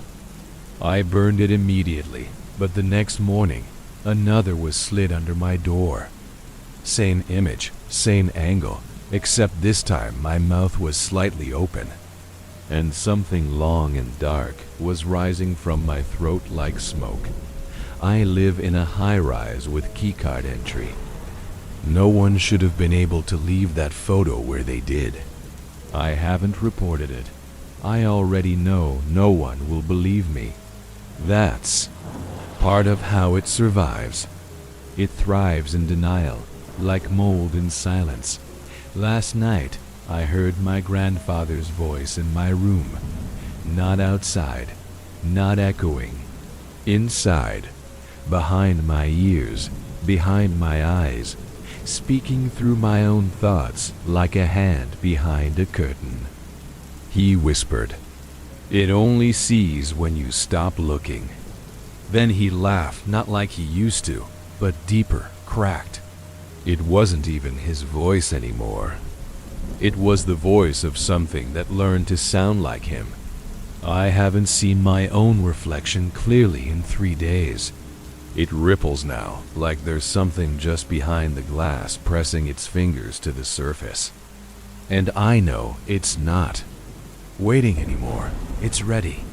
The next time I sleep, it won't just watch. It'll finish crawling through. I never used to believe in sleep paralysis. Not really. I thought it was one of those weird sleep quirks people exaggerated online, like lucid dreaming or out-of-body experiences. Sure, I'd seen the memes and read the threads, but it always felt too far away from anything real in my life. I'd never had any problems sleeping, not even when I moved out on my own. Which was why what happened still feels like it tore open something that never should have been touched. It started last year, a few months after I got a promotion and moved into a nicer apartment. It was this big, 3rd-floor unit in an older building, those pre-war types with high ceilings and creaky wooden floors. The kind of place that felt like it had a story, you know? I was proud of it. I'd worked hard to get there. That place had crown molding, arched windows, a clawfoot tub. For once, I felt like I had a place that matched the version of adulthood I thought I was supposed to live. Looking back though, I should have paid more attention to the way the building felt. During the walkthrough, I chalked it up to nerves or the way old wood settles, but there was this weird stillness in the unit. Not quiet still, like the place was holding its breath. But the light was perfect, and I was tired of living in my shoebox studio. So I signed the lease without asking too many questions. The first few weeks were fine, more than fine actually. I'd finally started sleeping better, especially with the blackout curtains I'd hung in the bedroom. My room faced the alley, so there wasn't much noise from outside. I even bought a white noise machine that played ocean waves to help me relax at night. Life was peaceful, normal. At least, it seemed that way at the time. I'll skip the boring stuff settling in decorating, organizing my bookshelves by color, because apparently that's what people do now. I kept things pretty minimal. Bed, small bookshelf, one knitstand, lamp, my phone charger. That was pretty much it in the bedroom. The whole apartment had this slightly off-center layout, like the rooms didn't line up quite right. It didn't bother me. I actually liked how crooked it was. Like a house in a dream. The first time something felt off was about 3 weeks in. I remember waking up with this odd, metallic taste in my mouth. Not blood, not quite. More like the taste you get after chewing on aluminum foil. That's the best I can describe it. My tongue felt fuzzy. I figured it was just a weird dream, or maybe I was grinding my teeth. I even bought one of those over-the-counter mouth guards from Walgreens, but then I started waking up at the exact same time every night. 3:41 a.m. on the dot. Not 3:40, not 3:42, always 3:41. No noise, no bad dream jolting me awake. I'd just open my eyes and feel this pressure. Not heavy, not painful. Just like something was there, not touching me, but close. Too close. It got worse when I realized that whenever I woke up, my body wouldn't move. Not at all. I mean nothing. I'd lie there, eyes open, stuck in my bed like a corpse. I couldn't even twitch my fingers. My breathing felt shallow. I could move my eyes a little, but not much else. It was like being locked in my own skin. The first time, I thought I was having a stroke. I started panicking internally, thinking I needed to call 911 but couldn't. But after a minute or so, it felt longer. I'd jerk awake, not gradually. Like my whole body flinched, and I gasped like someone breaking the surface of water. I Googled it. That's when I found the term, sleep paralysis. Apparently it's common, harmless, they said. Something about your brain waking up before your body does. I read a bunch of articles and Reddit posts and felt mostly comforted. It was just a quirk, a glitch. That's what I told myself. But the thing they don't tell you, the part they always leave out, is what it feels like. Not the science, the fear. The kind of fear that doesn't come from what you see, but from what you know is there, even when your eyes stay shut. It's like your body knows something before your brain catches up. A week later, I noticed my phone charger was missing. It was always plugged in next to my bed, right on the left side where I could reach it. But that morning, it was just gone. Not under the bed, not in my bag, just gone. I live alone. No one else has keys. I ended up buying a new one that afternoon, brushing it off as forgetfulness. Then my earrings disappeared. Not expensive ones, just this tiny pair of silver studs I'd worn since college.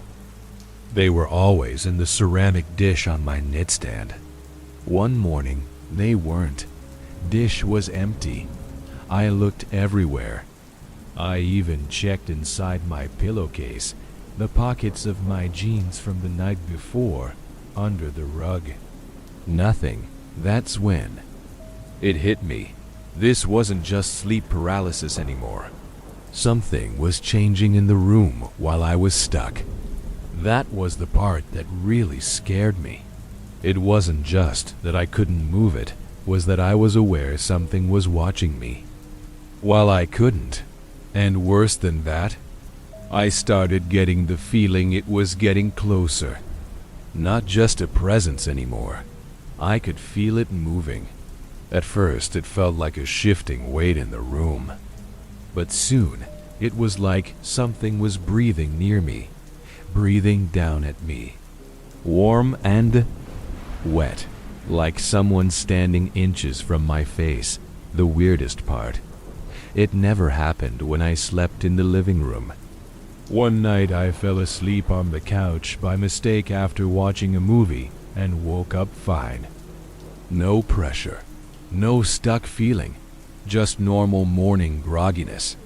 I tried to convince myself it was just stress, that my bedroom was too hot or too dark.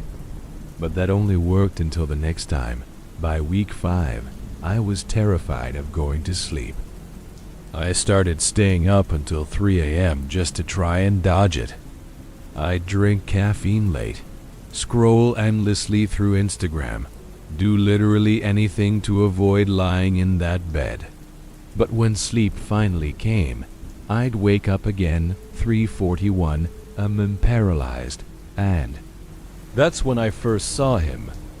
The figure, standing near the closet, not moving, just watching. But I'll tell you more about that soon, because that was only the beginning. At first, I didn't tell anyone what was going on. It felt too ridiculous. A few missing items, some weird dreams, and a creeping feeling of being watched. That just screams overworked millennial, right? I figured if I said it out loud, it would make it real, and I wasn't ready for that. So I kept quiet and tried to rationalize everything. People misplace things all the time, and the internet makes sleep paralysis sound like a horror movie when really it's just a brain hiccup. That's what I kept telling myself, even when I didn't believe it anymore.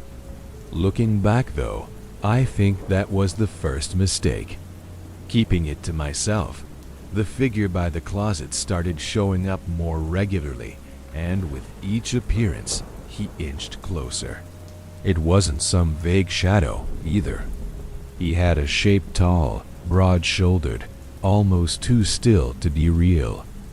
The first time, he was across the room. The next, halfway. Then, just a few feet from the bed. And still, I couldn't move. I would stare straight ahead, body frozen, and watch as this thing stood completely silent in the dark. There was no mistaking it for a coat or chair. There was a weight to his presence. Something heavy. Something wrong. I finally broke and called my sister one afternoon. She lives across the country, but we're close. I told her about waking up stuck, the missing charger, and how I kept seeing someone at the foot of my bed. She paused for a second longer than I expected before asking if I'd had my locks changed since moving in. I hadn't. She told me to do it immediately. I laughed it off, even though deep down the idea didn't seem as absurd as it should have. But still, It wasn't like someone was breaking in every night just to steal earrings and stand silently in my bedroom. That would be crazy, wouldn't it? I went ahead and changed the locks anyway, just in case. I even installed a cheap motion camera by my bedroom door. It didn't have night vision or anything high-tech, just a basic sensor and phone alerts. The camera was supposed to give me peace of mind, but it somehow made things worse. Because now I was waiting for proof. Every morning I'd wake up, check the app, and scroll through hours of silence. No movement, no sounds, just a still image of my empty bedroom. But the camera never recorded anything past 3:40 a.m. every single night. The feed froze for 10 to 15 minutes. No alerts, no errors, just dead space. Then it would resume like nothing happened. I told the landlord about it. Not about the figure, just the sleep issues and the weird feeling in the bedroom. He acted polite, even interested at first, but as soon as I mentioned how the apartment felt off, like maybe there was something wrong with the wiring or airflow, he tuned out. Gave me a tight smile and said, "These old buildings have character." Like it was supposed to be charming. When I brought up the blackout in the camera feed, he shrugged and blamed the Wi-Fi. "If you want to break your lease, I get it," he said. "But I've never had complaints from anyone else." And just like that, it was all on me. Around that time, the dreams changed. Or rather, they started feeling less like dreams and more like memories. I'd wake up remembering details, textures, smells, sounds. The sound of breathing that didn't match my own. The smell of something sour, like damp earth or spoiled food. And then there was the smile. I don't know how else to describe it. He never moved, but I knew he was smiling. Not from his mouth, but from the way the room felt. It was the kind of smile you feel in your spine. Cold and gloating and inhuman. My therapist said it was probably stress, possibly compounded by the recent move and work changes. She said trauma can cause sleep disturbances and even visual hallucinations. I wanted to believe her. I really did. But each time I lay in bed, I could feel the shift in the air, the weight of someone watching. I stopped using the white noise machine because I wanted to hear what was going on around me. I started sleeping with the lamp on, then the hallway light, then finally just leaving. The door open altogether. But none of it made a difference. Every night, without fail, I'd wake up at 3:41 a.m., frozen and helpless, with the figure looming just a little closer than the night before. I started keeping a journal next to my bed. Not for anything deep, just to write down exactly what I saw and felt after each episode. But one morning, the notebook was gone. I tore my apartment apart, checked the trash, behind furniture, even inside the fridge, hoping I'd sleepwalked or something.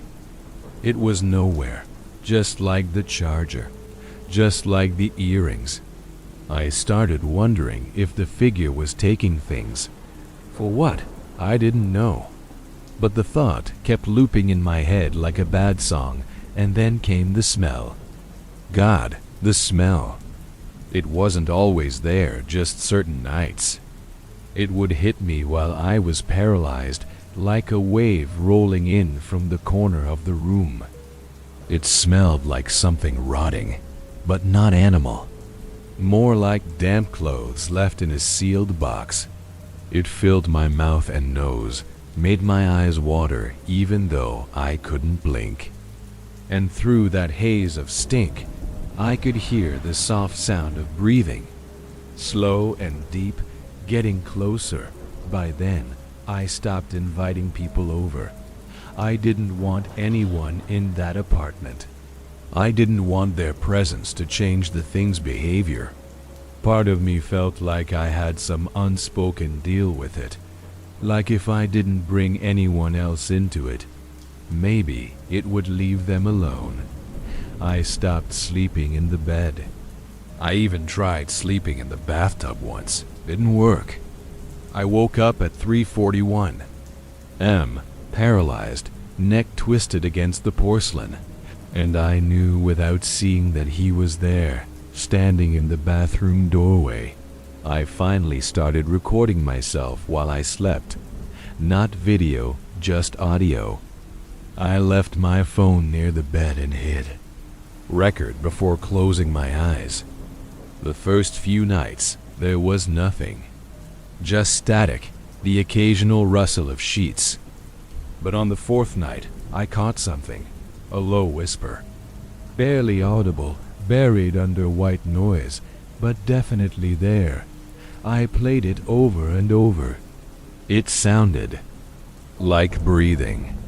And then, just before the file cut off, a soft laugh, high-pitched, delighted, and wrong. That was when I started locking my bedroom door from the inside. It made me feel better for maybe a night or two, until I woke up and found the lock unlatched, no signs of forced entry, no scratches, just the bolt casually undone, like someone had reached inside and turned it from the other side. The night I finally understood how deep this had gotten, I wasn't even asleep.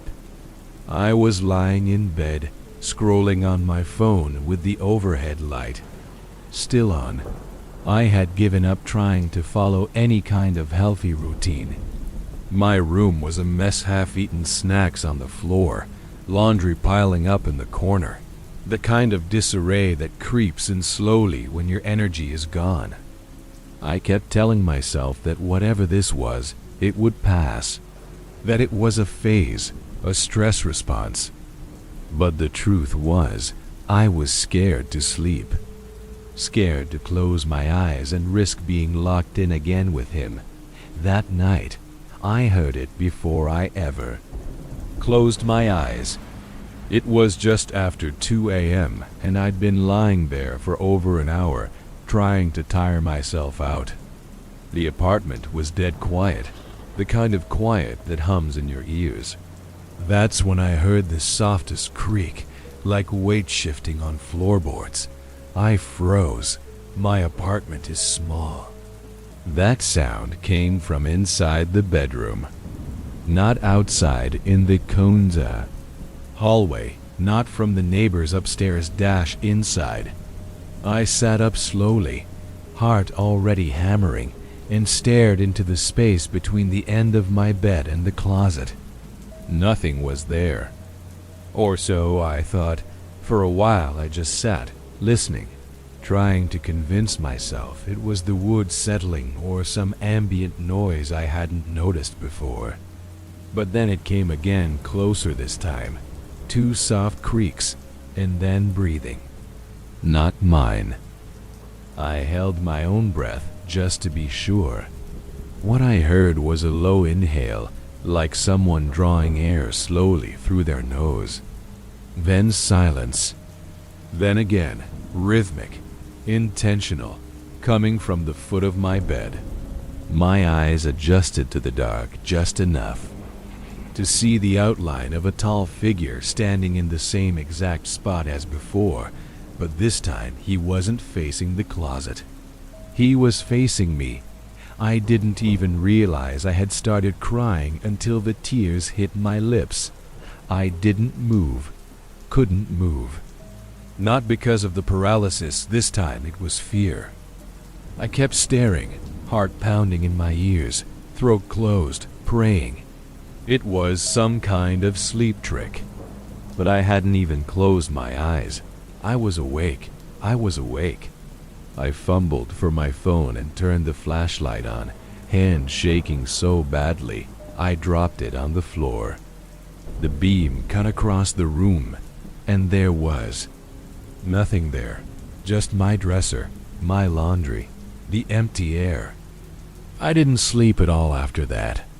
I sat up with the lights on, back against the headboard, trying to steady my breathing while the rest of the apartment stayed silent. Things got stranger after that. More aggressive. I began finding my bedroom door open in the mornings even. When I locked it from the inside, I started pushing a chair under the doorknob at night. Some mornings, it would be nudged a few inches out of place. One morning, the chair was completely tipped over. I hadn't heard a thing. The most disturbing part was that the phone camera still showed the same. Blackout every night between 3:40 and 3:55 a.m. Even when I upgraded to a better model with infrared, no motion, no sound. Just 15 minutes of nothing, followed by the return of normal footage. Like time itself had been erased. One morning, I woke up with dirt under my fingernails. Not dust dirt. Real, cold, gritty soil packed into the creases of my fingers and under my nails. I hadn't been outside the day before. I hadn't touched any plants or walked barefoot. I hadn't even left my apartment. I stood there in the bathroom, scrubbing my hands while trying not to throw up. There were smudges of it on the sheets too, as if I'd been dragging my hands across the ground. I searched the entire apartment. No footprints. No overturned pots. Nothing out of place. Just the dirt. That was the first time I truly thought I might be losing it. I reached out to a coworker, someone I trusted, someone who seemed grounded.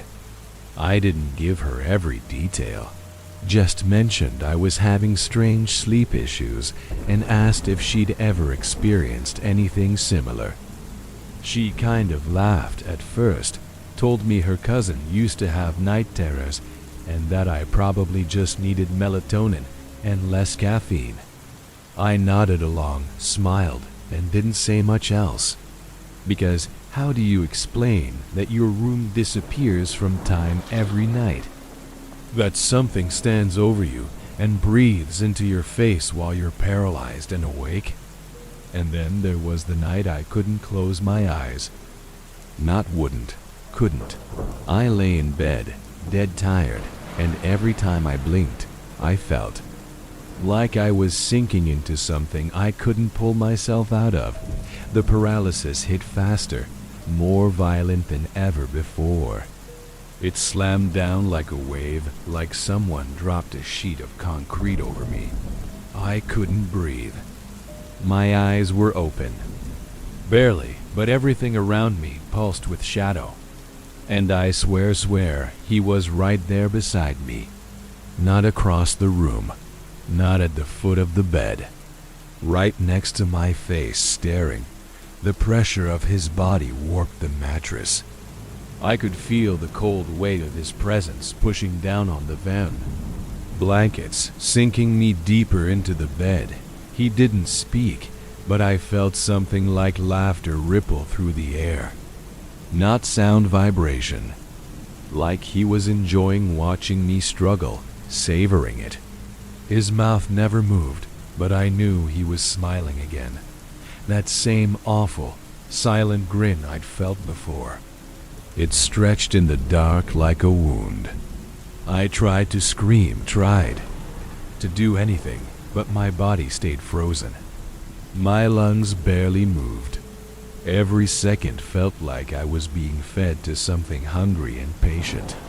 Something that had been waiting a long time for me to be alone.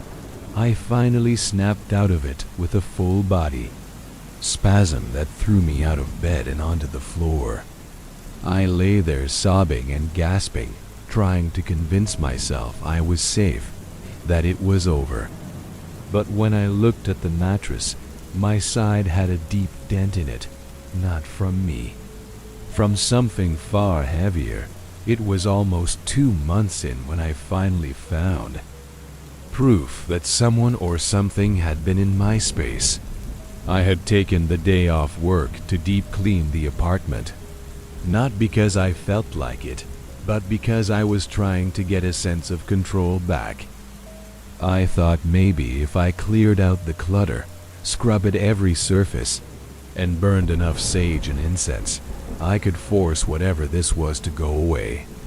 I had a playlist going, every window cracked open to let fresh air in, and I moved room to room, in a kind of determined trance. It wasn't until I got to the hall closet that everything started to unravel. That closet mostly held my off-season clothes, some spare sheets, and a few storage bins I hadn't touched since moving in. One of them was filled with old notebooks and random junk I didn't want to throw away but didn't have any use for. I hadn't opened it in years, but I needed the space to store extra blankets. So I pulled the bin out, popped the lid, and started sorting. And there, wedged between a photo album and an old DVD case, was my missing journal. The one I kept by my bed. The one that had vanished. At first, I thought maybe I'd moved it in my sleep or misplaced it during one of those exhausted, half-lucid mornings.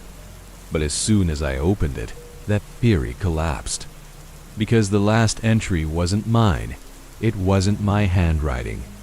The ink was dark and pressed hard into the paper, like whoever wrote it had been gripping the pen too tight. The entry was short, just a few words, written over and over in small, erratic lines. I see you. I see you. I see you. I see you.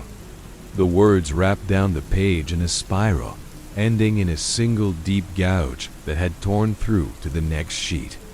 I stared at it for a long time, hands shaking. I hadn't written it. No one else had been in my apartment. Or so I thought. I tried to laugh. It came out dry and cracked. Maybe I did it while half asleep. Maybe it was just some kind of breakdown. A subconscious episode. I even Googled writing while sleepwalking and found one forum post that kind of supported it. But even as I read it, I knew it wasn't true. The writing didn't feel like mine. The letters were tight, angry, almost frantic. My own handwriting has always been round and slow. This looked hostile. Later that night, I couldn't stop thinking about the other things that had gone missing. The earrings, the charger, a pair of socks, even a spoon. I thought I'd just lost them, or maybe packed them in the wrong box. I tore through every drawer, every bin, and finally ended up checking the crawl space under the kitchen floor. There's a panel behind the pantry shelf that opens up into a narrow, dust-choked cavity. It was more curiosity than anything. I didn't expect to find anything down there, but I did. I found everything. The charger was sitting right on top, coiled. Loosely next to the earrings, my old mouthguard, and even the missing spoon. It was like a weird little collection, laid out neatly like someone or something had placed them there with care. I stared at the items for several minutes, too afraid to reach in. My chest felt tight, my limbs buzzed. That same sour moldy smell hit my nose again, like the air from my dreams had leaked out into the real world. And when I finally did grab the charger, the metal plug was warm. Not just room temperature warm, like it had just been held. I backed away from the crawl space and slammed the panel shut so hard the shelf rattled. I wanted to throw everything away, to burn it or bury it or toss it out the window. But I didn't. Instead, I washed my hands for 10 straight minutes and dumped everything into a shoebox. which I duct taped shut and stuffed into the bottom drawer of my dresser. I didn't want it anywhere near my bed, but I also couldn't get myself to throw it out. It felt like that would be disrespectful, like I'd be inviting something worse. I didn't even tell my therapist about it. What would I say? That a ghost was stealing my charger and writing creepy messages in my journal? That night, the sleep paralysis hit harder than ever. I'd left every light on, even the hallway, even the bathroom. I wasn't trying to pretend it was normal anymore. I just wanted to see what was happening. But the moment my eyes shut, it all came back. The pressure, the numbness, the creeping chill that spread from the base of my neck all the way to my toes. When I opened my eyes, he was there, standing over me, closer than ever, right at the edge of the bed. His head tilted slightly, and I could finally see details. His skin wasn't skin. It looked too tight, too thin, stretched over something not quite shaped right. The light from the hallway bent strangely around him. His mouth didn't move, but I felt words in my head. Not a voice, just meaning, like his thoughts were pushing into mine. And the only thing I understood, the only clear message I got, was, "You found it." It wasn't a warning. It wasn't a threat. It was a statement. A fact, like he'd been waiting for me to look. Like the game had just changed. When I finally came out of it, I screamed. Not a loud, movie-style scream. Just this raw, broken sound that barely scraped out of my throat. I collapsed onto the floor, sobbing, holding my legs to my chest like a child. For hours afterward, I felt like something was still in the room, crouched in a corner just out of sight. I kept whispering to myself, trying to hold on to reality, but my voice didn't feel like mine. I wanted to call someone. My sister, the landlord, anyone. But I didn't.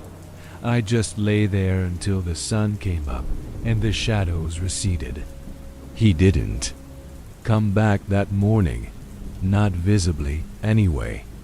But the message stayed. The morning after finding the crawlspace stash and waking up to that unbearable presence looming over me, I didn't go to work. I couldn't. I called in sick, though my voice sounded so shaky I doubt anyone believed me.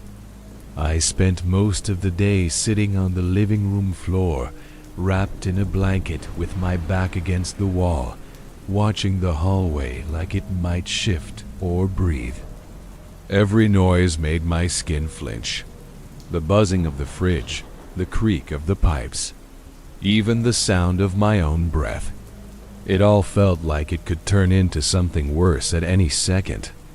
I hadn't slept, not really, in days. Whatever this was, it wasn't just sleep paralysis anymore. I'd seen it, I'd heard it, I'd felt it standing inches from my face. I knew it wasn't a dream. Around noon, I cracked and called my sister again. I didn't ease into it. I just told her everything. About the figure, the nightly visits, the missing things turning up in impossible places, the journal with writing that wasn't mine.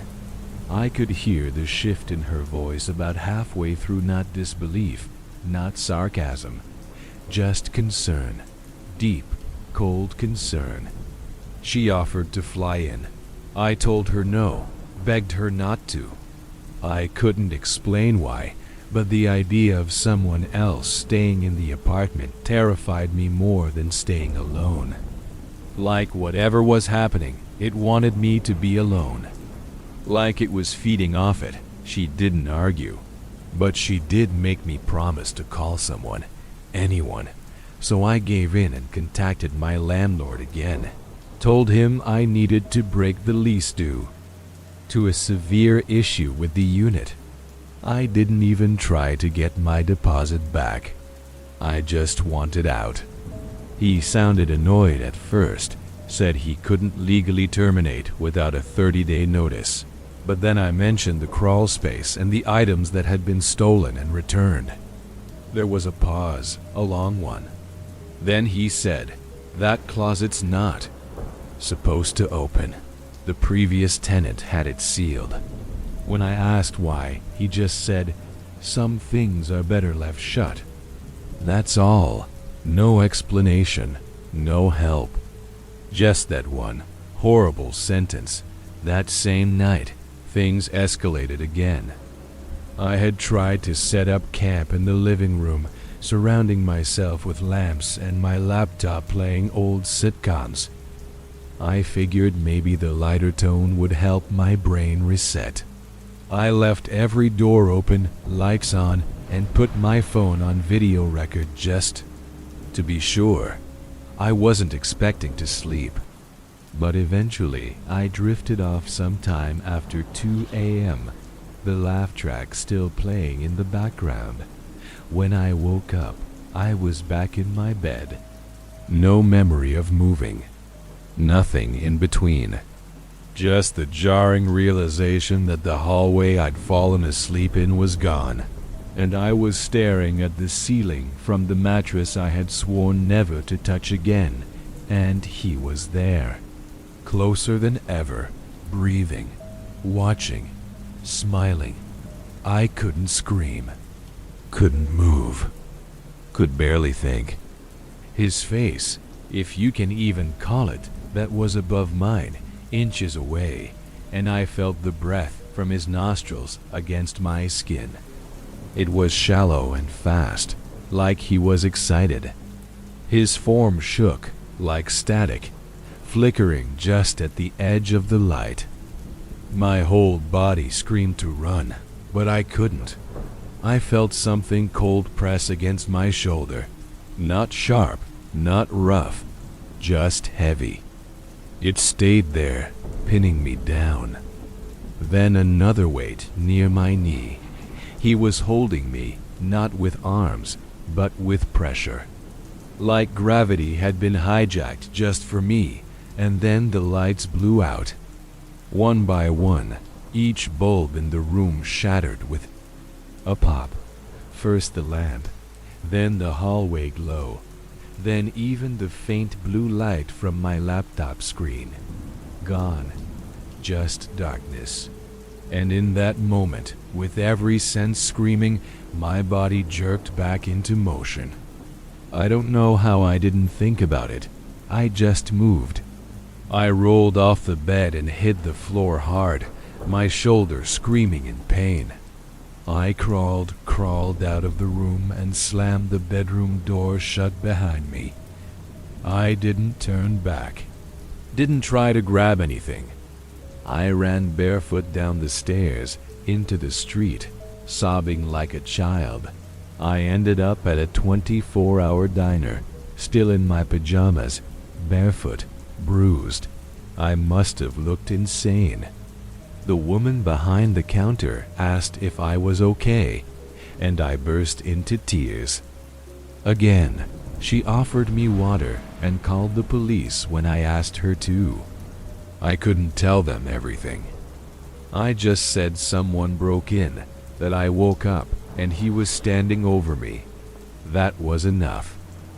An officer drove me back to the apartment and swept the place. Nothing was out of place. The windows were locked. The door still latched from the inside. No sign of forced entry. But when I showed him the video footage from my phone, his face changed. The video cut off at exactly 3:40 and 15 full minutes of blank blackness, and when it resumed, I was gone from the living room couch. He didn't say much, just nodded slowly and handed me back the phone. Then he looked around the apartment and said, "You should find somewhere else to stay for a while." That was it. No report, No real follow-up. Just a quiet suggestion that matched the exact fear I had already been living with. I packed a bag that morning and left. I didn't even bother to grab everything. Just enough to get by for a few days. I stayed at a motel on the edge of town near the highway. It wasn't clean and it smelled like mildew, but I slept. I slept like I hadn't in weeks. Deep, empty sleep with no dreams, no paralysis, no breathing that wasn't mine. But the peace didn't last, because even though I had left the apartment, he hadn't left me.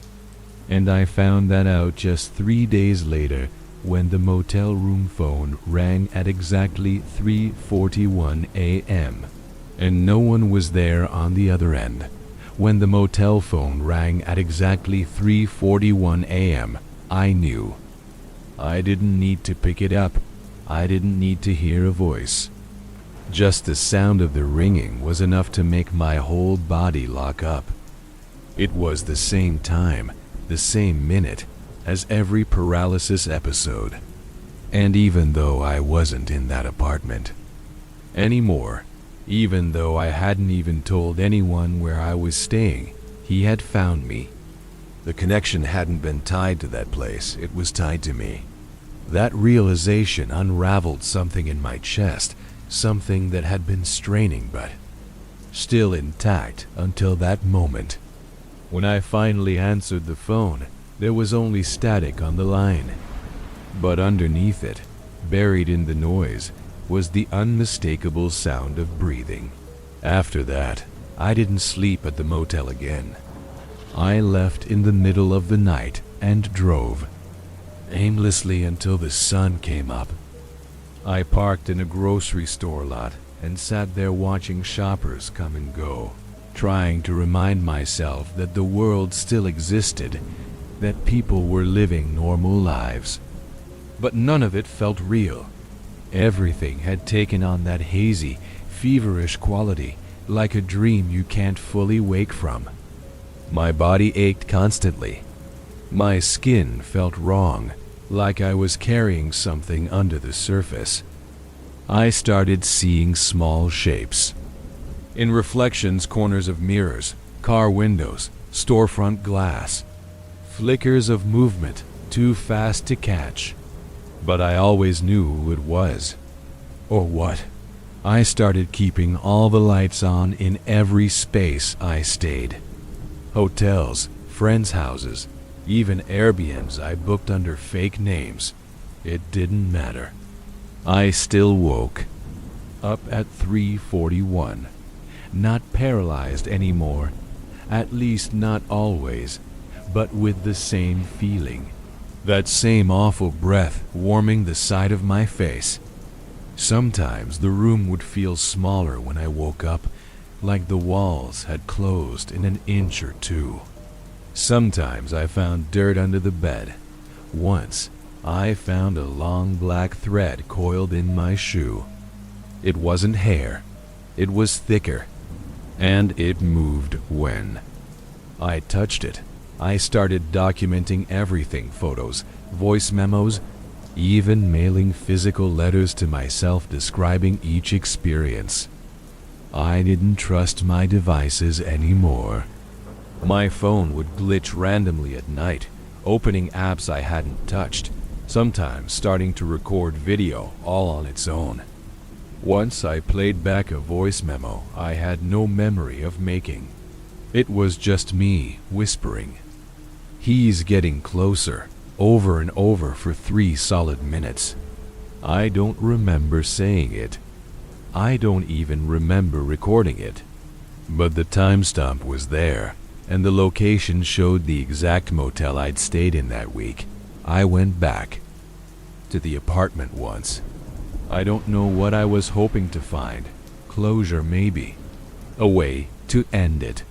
I'd left so quickly the last time that I hadn't cleared out my bedroom or the drawer with the shoebox full of stolen items. When I got inside, everything was quiet. Still, the air felt stale, like the place had been holding its breath. I walked straight to the bedroom, trying not to look too long at the corners.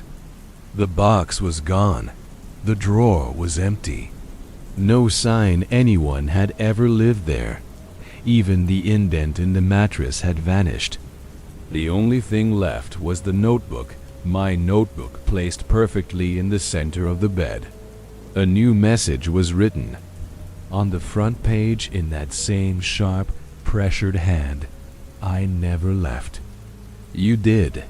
I didn't take the notebook. I didn't touch anything.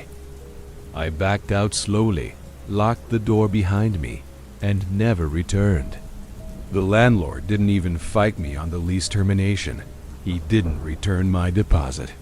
He didn't offer apologies.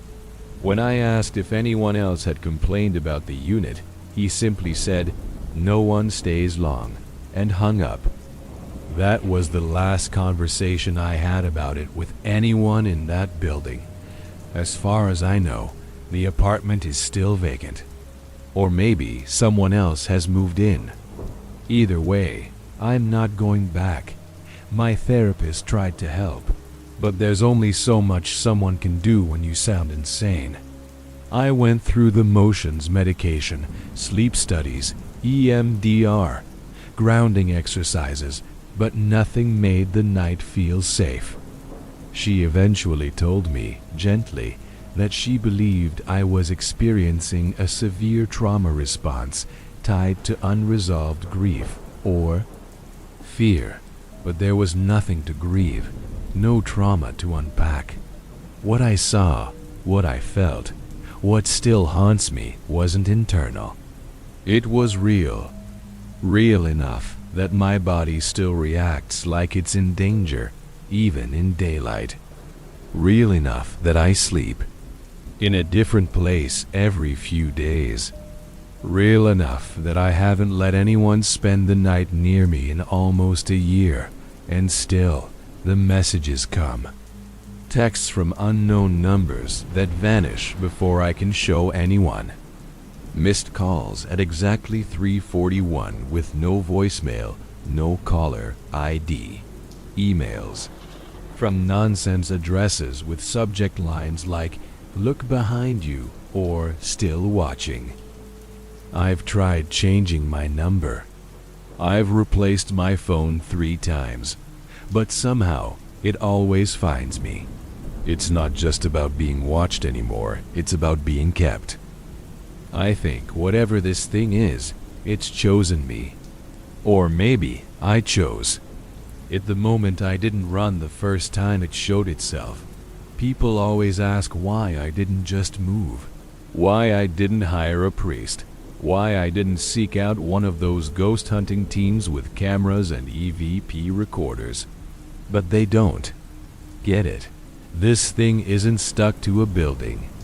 It's not tied to objects or rituals or history. It's personal. It wears your fear like a scent. The more attention you give it, the stronger it gets. I think that's what it wanted from the beginning. To be seen, to be noticed.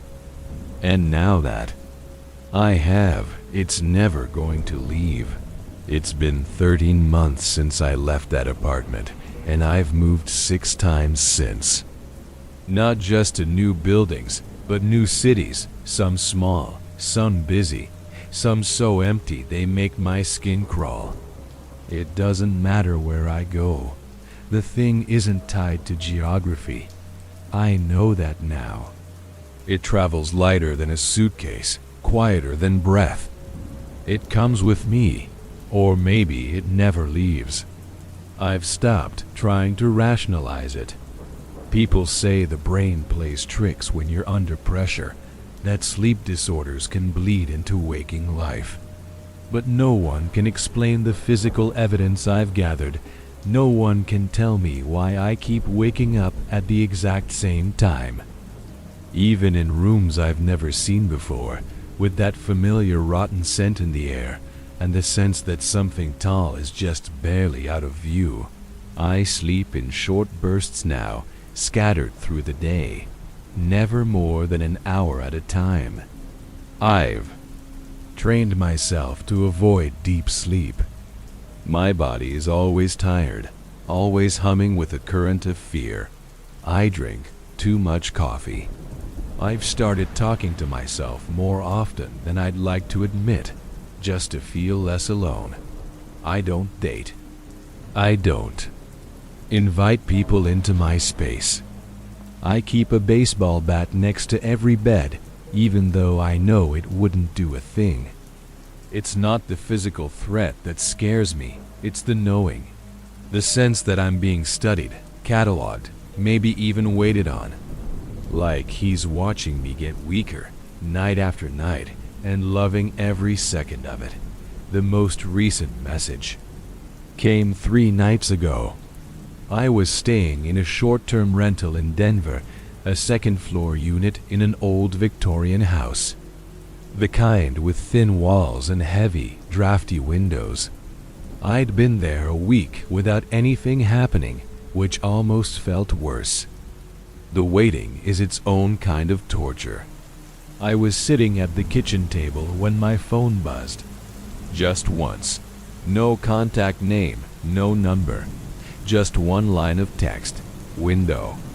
I didn't even think I looked toward the kitchen window immediately. Hands already sweating. Nothing there. Just the dim street light outside. But when I stood to walk over, I noticed the condensation on the glass. It wasn't raining. It hadn't been cold. But someone or something had pressed their face against the pane long enough to leave behind a shape. Not a clear one, not. Like in a crime show, but enough. A smudge where a mouth might have been. A suggestion of eyes. I took a picture. I don't know why I don't even look at them anymore. My gallery is full of images like that. Blurry shadows, warped reflections, sudden flashes of light in empty rooms. No one believes them. People always think they know what fear looks like, but this isn't about ghosts or demons or childhood trauma. It's about being chosen by something you can't understand, something that won't let go. I've talked to other survivors, yes, survivors, who've had similar experiences. Their stories are different, but the core is the same. A presence, a pattern, a breakdown of what we trust as real.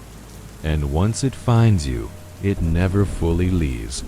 There are nights when I think about giving in, just letting it take whatever it wants, standing still in the dark and letting it breathe on me until the morning comes. But I don't, not yet. Some small part of me still fights, still clings to a version of life that feels solid. I write everything down. I carry my notebooks with me like talismans. I leave one in every place I stay in case someone else finds it later. Maybe it'll help. Maybe it'll warn them. Maybe it'll prove I wasn't just sick or scared or broken, because that's what they always say about people like me. That we're damaged, that our minds slipped and never fully came back. But I remember everything. The breath, the smile, the touch, the journal, the crawl space, the sound of the motel phone. I remember waking up to him standing over me until the sun broke through the curtains and the nightmare evaporated like it was never there. But it was. It always is. That's the part no one prepares you for. It doesn't need to hurt you to break you. It just needs you to know it's real. And once you do, once you truly believe it's there, you'll never sleep the same again. And if you're reading this late at night, if your room is quiet and you feel like something just shifted in there, dark behind you, maybe don't look right away. Maybe wait until sunrise. Just in case. I know how ridiculous this sounds. I do. Believe me, if someone else were telling me this story, I'd probably nod politely, then immediately forget half of it. But I lived it. I went through every second of it, and no matter how much time passes, I still don't know how to explain what came out of me that night. People think sleep paralysis is just a glitch, your brain waking up before your body does. They think it's harmless. They think it's science. And maybe sometimes it is. But not for me, not for us. What happened in that cabin was real. Something was inside me. Something moved. And no one wants to admit that. My cousin Tara runs these weird little retreats every spring. She calls them reset weekends, and they're exactly as woo-woo as they sound. No phones, no caffeine, no processed food. Just hiking detox smoothies and intentional rest, which basically means sleeping 12 hours a day in complete silence. She claims the schedule resets your circadian rhythm, lowers cortisol, heals the gut, all that stuff. Honestly, I used to think it was harmless pseudoscience. But last year, after a brutal breakup and getting laid off in the same month, I said yes. I needed a break from the noise. I needed to feel like I was doing something healthy, something grounded. So I packed my bags and drove 5 hours into the mountains to her off-grid cabin, where 5 of us were set to detox our lives together. There were 6 of us in total, Tara, of course, acting as our guru. Her boyfriend Leo, who mostly kept to himself me. A girl named Kenzie, who was into crystals and carried a leather-bound dream journal everywhere. Nathan, a med student who never stopped analyzing everything. And Jules, a tired-looking mom of 2 who'd escaped her family for the weekend. On paper, we were strangers trying to reset. In reality, it felt more like we were volunteers for some fringe experiment. Tara had us start with a night purge, a full body cleanse followed by a guided group sleep cycle. She was obsessed with sleep, said it was sacred, powerful. Said we had to relearn how to do it properly if we wanted. Real peace, that's when she introduced the rules. Every night, we had to follow the same exact sequence. Drink a calming tea blend she made herself. Stretch in silence for 15 minutes. Write down our final thought in our sleep journals. Then lie down on our assigned mats by 10 p.m. Sharp. The windows had blackout coverings, and we weren't allowed to use clocks or alarms. "You'll wake when your body is ready," she said. No time, no pressure, just surrender. We weren't allowed to speak after 9:30 p.m., which felt more like a power trip than a sleep aid, but I went along with it. I figured if I was going to commit, I might as well lean all the way in. The first night was boring and awkward, just like I expected. I lay on my mat in the main room next to Kenzie, trying not to laugh every time someone's stomach growled. The fire in the corner crackled faintly, and outside I could hear wind sweeping through the trees. It wasn't uncomfortable, just odd. We were all trying so hard to be at peace that it felt like a performance. Still, I did fall asleep eventually, and for the first time in months, I didn't dream. It was just blank, like someone hit mute on my brain. When I woke up, it was almost 9 a.m., and I felt lightheaded and calm, almost too calm. My arms tingled for a few minutes, like I'd slept on them wrong. But Tara said that was normal. Your nervous system is rebalancing, she said with a knowing smile. Let it happen. So I let it. By night 3, something changed. I started feeling like I was floating during sleep, not in a peaceful, meditative way, but like I was being pulled slightly up and away from myself.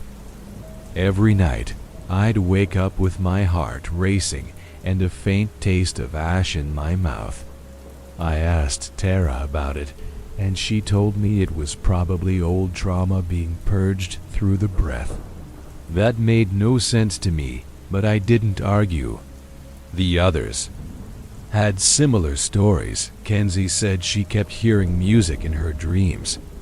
Jules said she woke up in the same position every morning, arms folded across her chest like a corpse.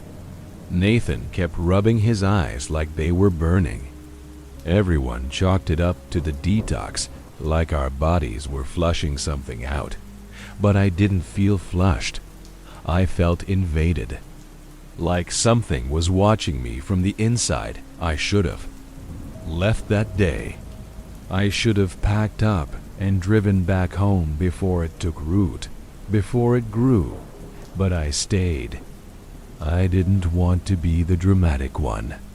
I didn't want to be the one who couldn't handle the reset. So I smiled through breakfast, drank the tea, and wrote nonsense in my sleep journal to keep up the illusion. I even agreed when Tara added new steps to the bedtime routine. A humming meditation and a breathing pattern she said would make space for internal clarity. That was the night I woke up gagging.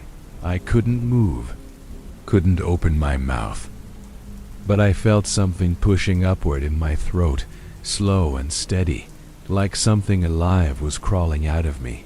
The morning after that choking episode, I didn't say a word to anyone.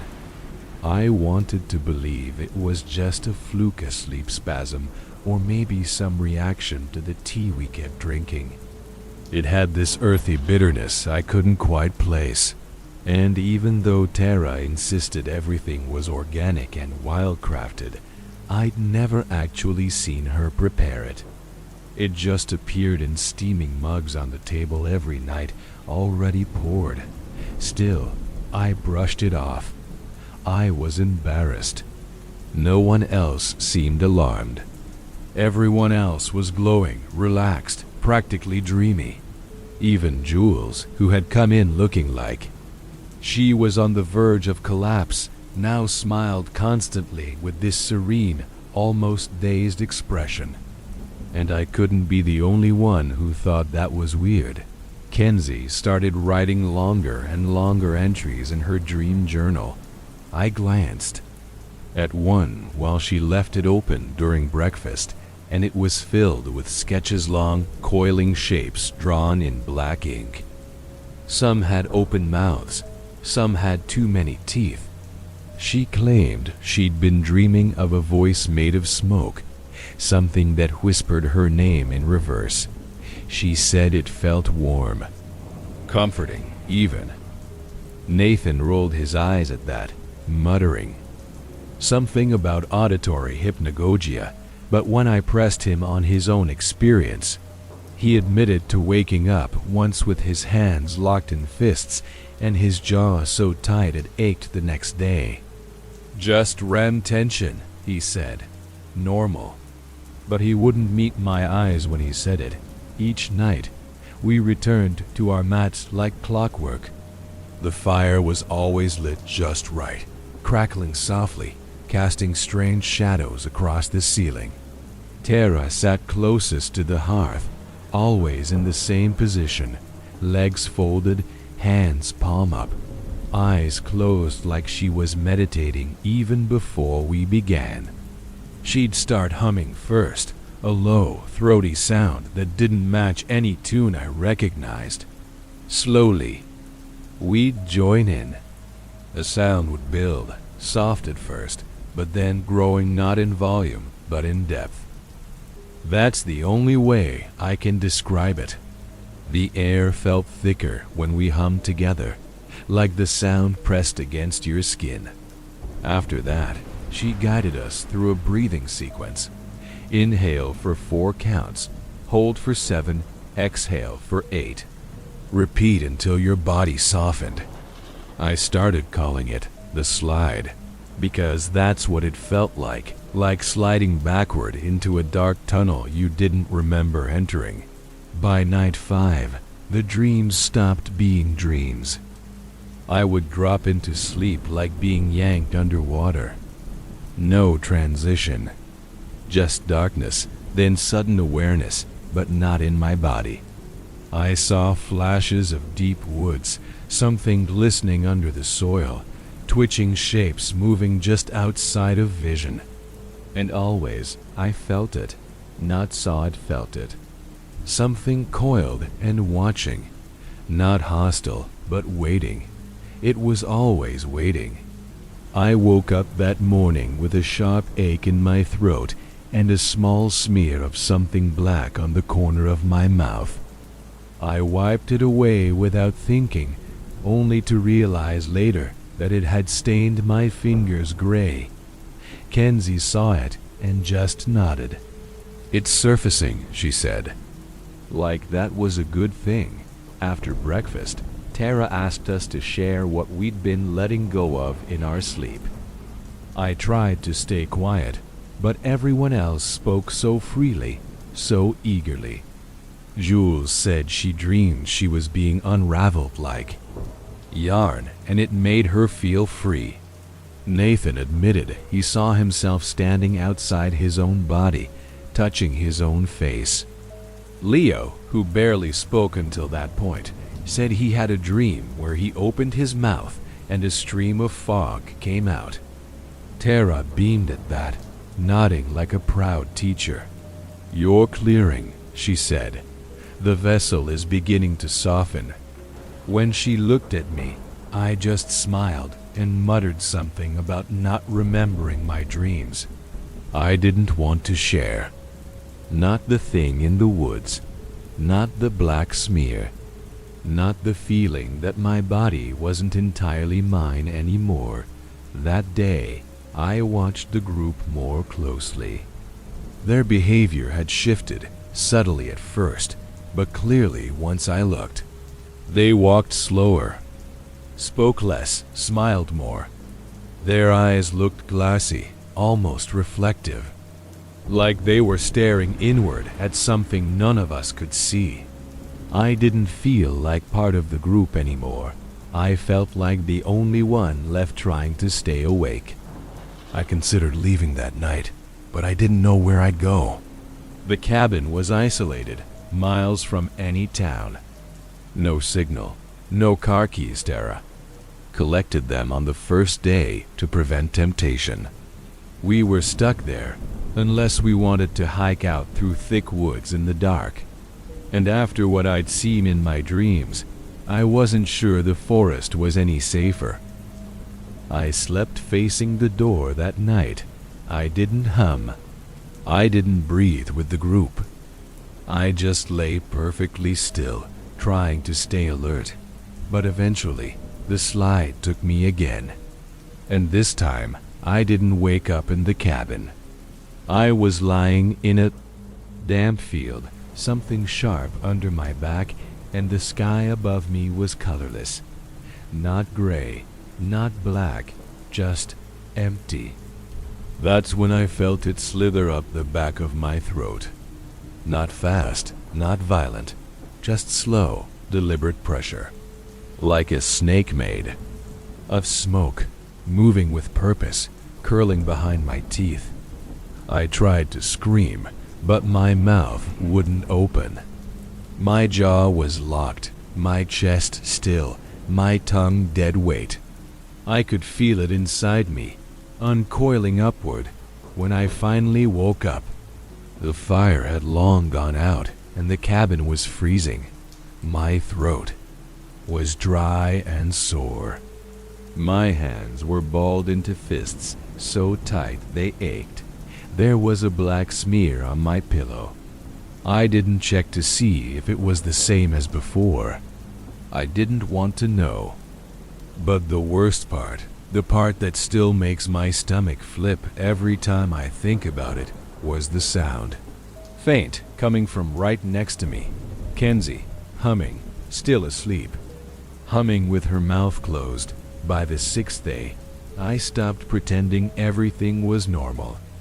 I still played along during the group meals and grounding sessions, but I stopped drinking the tea. I poured it out in the bathroom sink every night when no one was looking. And even that felt dangerous, like something was watching, waiting for me to break the rules. Everyone else was leaning in harder. Kenzie had stopped speaking entirely. Jules only responded with head tilts or slow nods. Nathan started asking really specific, uncomfortable questions like, "Do you ever feel something watching you from inside?" He laughed after saying it, like it was a joke, but his eyes didn't move when he smiled. I didn't laugh back. Something was wrong with them. Something was changing, and I wasn't part of it anymore. I tried confronting Tara gently that afternoon while we were stacking firewood. I asked her if she'd ever had guests get sick during a reset. She stopped stacking, looked at me, and said, "Sick is a relative term. Sometimes clarity looks like illness." Her voice had taken on this soft, musical quality, like she was always mid-chant.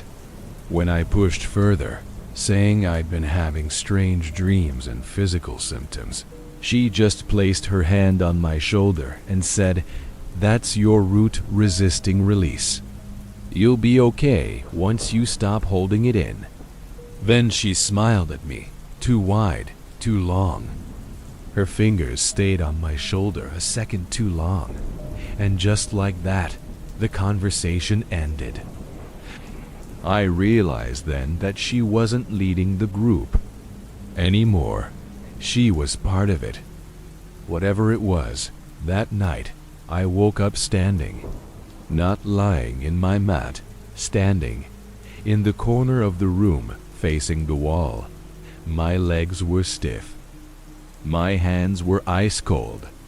It took me a moment to realize I was breathing through my nose and humming softly.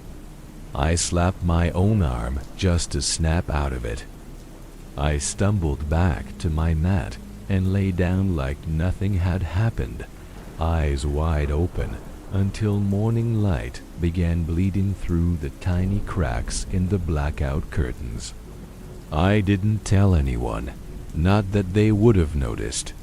At breakfast, Kenzie was drawing again circles within circles, like spirals tightening inward. Jules sat next to her, eyes half shut, swaying gently to a rhythm only she could hear. Nathan stared at his reflection in the kettle for almost 15 minutes, unmoving. No one spoke. No one noticed the tension growing in the air like a storm about to break. Later that morning, I found Leo sitting alone on the front porch, staring into the woods. I hadn't really spoken to him at all since we arrived. He was always on the Denis, fringe, quiet, reserved. But that day, his face looked hollowed out. When I sat beside him, he didn't look at me, just said, "I think something's living in the silence." It hit me harder than I expected.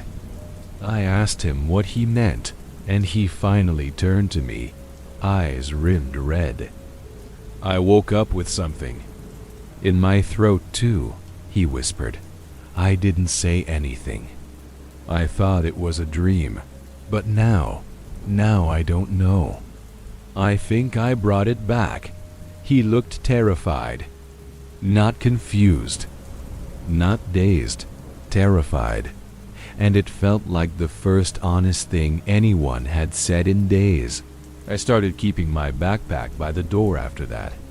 I figured if anything else happened, anything I couldn't ignore or explain, I'd run. I didn't care about the rules. I didn't care about the keys. I'd break a window if I had to. but the cabin seemed to sense that change in me. That night, things got worse.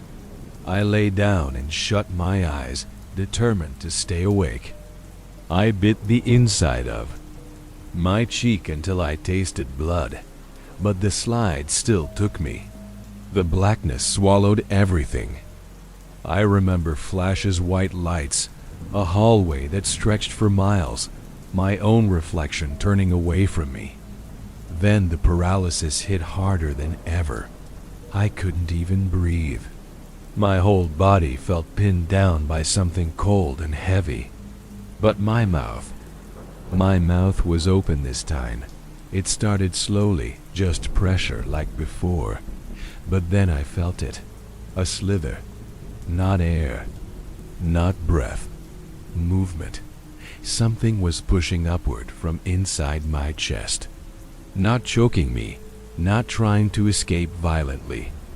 Just rising. I could feel its length narrow, cold, smooth. It moved in a way that didn't match any natural motion. It was purposeful, steady, patient. I couldn't scream. I couldn't close my lips. It slid across my tongue. I remember the texture even now, like oiled rope wrapped in muscle. I wanted to gag, but I couldn't. I wanted to die, just to stop feeling it. But the thing didn't fully exit. It just tasted the air. Stayed there. Half in, half out. When I woke up, my lips were wet. Not with saliva, with something black. It smeared down my chin, thick and sticky like molasses. I grabbed the mirror from my bag and checked my throat. There was no wound, but the skin beneath. My jaw pulsed faintly, like something inside was still moving. I washed my face, scrubbed it until it stung. But I didn't tell anyone. I already knew what they'd say, nothing. Because by then, none of them were even pretending to be human anymore. By the 7th day, I was sure of one thing.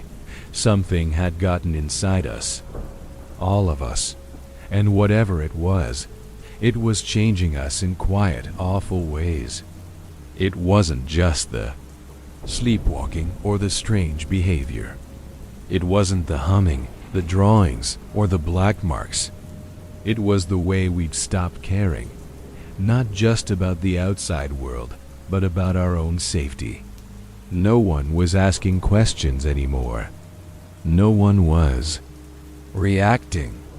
We moved through the cabin like sleepwalkers during the day, then gathered in eerie harmony each night like we were offering ourselves to something.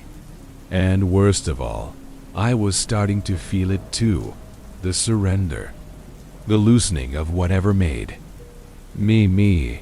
There were moments I caught myself smiling for no reason, standing too still, forgetting my own name for a second or two. I knew it wasn't normal, but it felt so easy. I stopped writing in my sleep journal. The last entry was just a single line, scribbled over and over until the pen tore the paper. Don't open your mouth. I found myself repeating that sentence in my head while I walked, while I brushed my teeth, while I sat staring at the trees through the cabin window. I'd catch my reflection and feel unfamiliar. My face looked blurred somehow, like a slightly out-of-focus version of myself. My movements felt disconnected from my thoughts, and when I tried to speak, it sometimes took a second too long for the words to form. I was still in my body, but it wasn't just mine anymore. I wasn't alone in it. That night, I didn't drink the tea again. I pretended to sip it, nodded along with Tara's soft affirmations, and laid on my mat fully clothed, my shoes still. On, I planned to run. I had scoped out a loose board on the back window and figured I could slip through after lights out. But before I moved, I needed to know. I needed confirmation that I wasn't imagining it, that I wasn't spiraling alone. So I watched them all as they fell asleep. One by one, they slipped into that same stillness. It was almost synchronized. Their breathing slowed. Kenzie's lips began to move silently. Jules tilted her head to the ceiling, eyes flickering behind closed lids. Nathan's fingers twitched. Tara's entire body began to vibrate, subtly, like a phone set on silent. And then, almost as one, they all began to hum.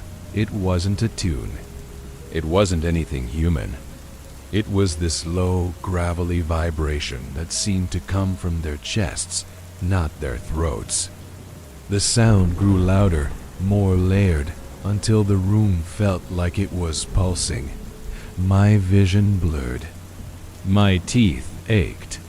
I pressed my hands over my ears, but it didn't help. The sound wasn't coming from outside.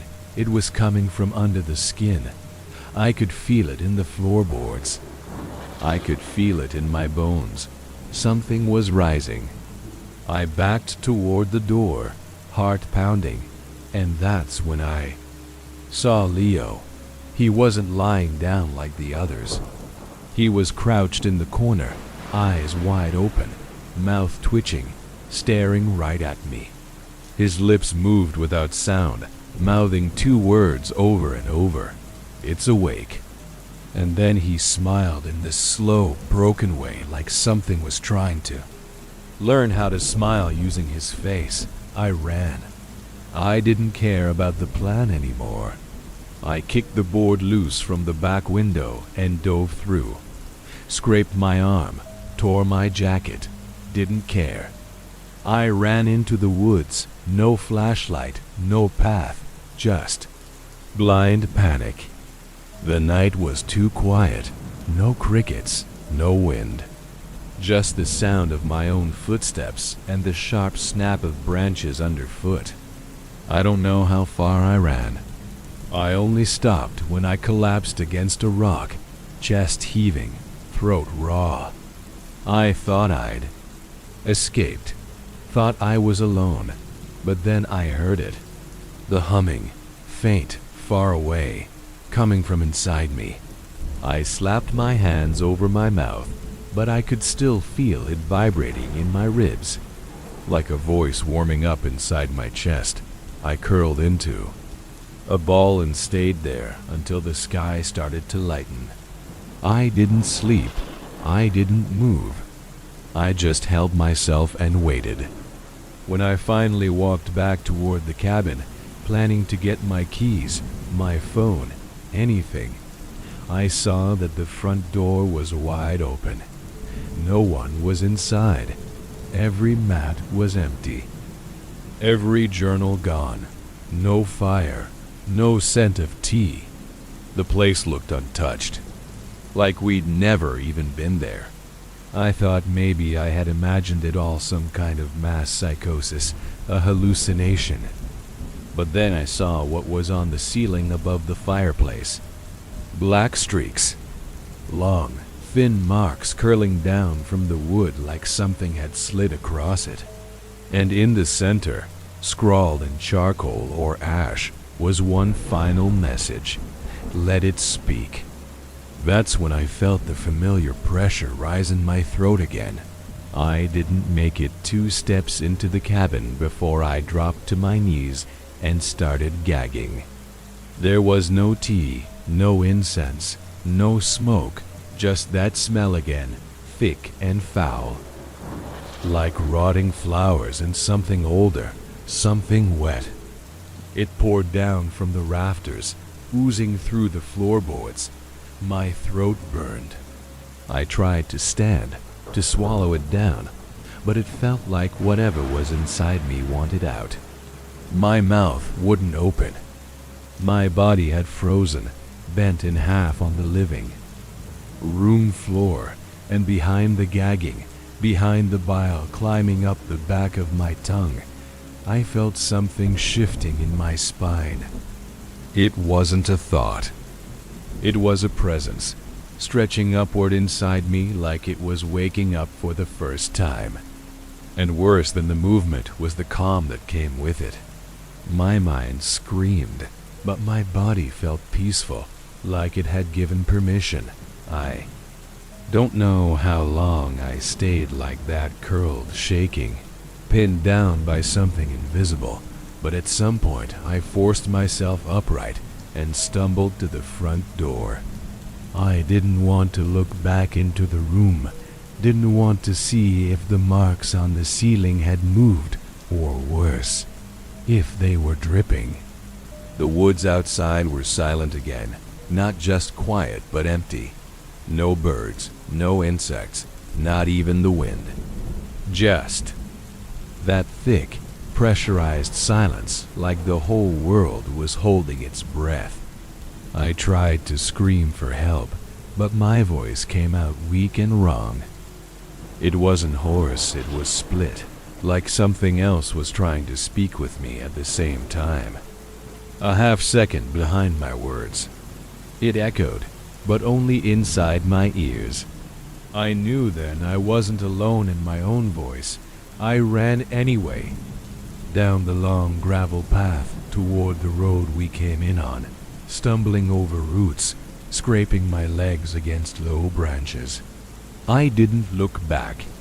I couldn't. Every time I slowed, I heard something behind me.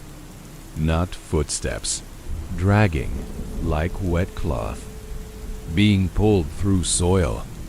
I heard the others, two Kenzies, giggle, distant and high-pitched. Nathan whispering facts about the human throat. Jules calling my name in a tone so flat it didn't sound real. I don't know if they were chasing me, or if they were part of it now, but I knew they weren't coming to help. I could feel the humming again, low and constant, vibrating the teeth in my skull like a tuning fork pressed to the bone. Every time I tried to stop running, the sound got louder, closer, deeper, like it was building toward something final. I made it to the Chinda trailhead just as the sun was breaking through the trees, pale and gray like it was filtered through smoke. I didn't see any cars, no sign of life. I turned down the road and walked, legs trembling, shoes soaked, mouth dry. That whole day is a blur, my body just moving because it had to. I finally flagged down a utility truck around noon and lied my way into a ride to the nearest town. I told the driver I'd gotten separated from a camping group. I must have looked wild, hair matted, eyes bloodshot, arms scraped, but he didn't ask many questions. Just dropped me at a gas station on the edge of town and drove off. I went inside, sat in the bathroom for over an hour, and waited for my hands to stop shaking. They never did. When I finally checked my reflection, I nearly screamed. There was something off about my face. I couldn't say what. Nothing dramatic, no cuts or bruises, just wrong. My skin looked tight, stretched slightly too smooth around the edges. My lips looked darker. My eyes, they looked focused in a way I didn't recognize, like someone was staring through them from behind. I splashed water on my face, grabbed a handful of paper towels, and sat on the floor until I could breathe again. That night, I checked into a motel under a fake name. I left the lights on. I locked the door, and I shoved a washcloth in my mouth before I went to sleep, just in case something else tried to crawl out again. I dreamed of the cabin. I saw the others standing in a circle around the fire pit, hands clasped, heads bowed. But they weren't alone. Something huge and black slithered between them, looping around their feet, climbing over their shoulders. Not a snake, Not even a creature. More like a shadow with a spine, shifting in and out of visibility. It had no eyes, but I knew it saw me. It turned toward me slowly, rising like a wave. Then it spoke, not aloud, not in words, but inside me.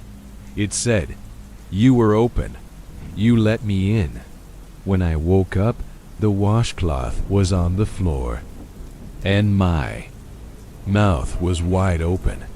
The next few weeks felt like waking up from surgery groggy, disoriented and unsure what parts of me were still mine. I stayed in that motel for 5 days, barely leaving the room except to refill the vending machine coffee and rinse my mouth with warm salt water.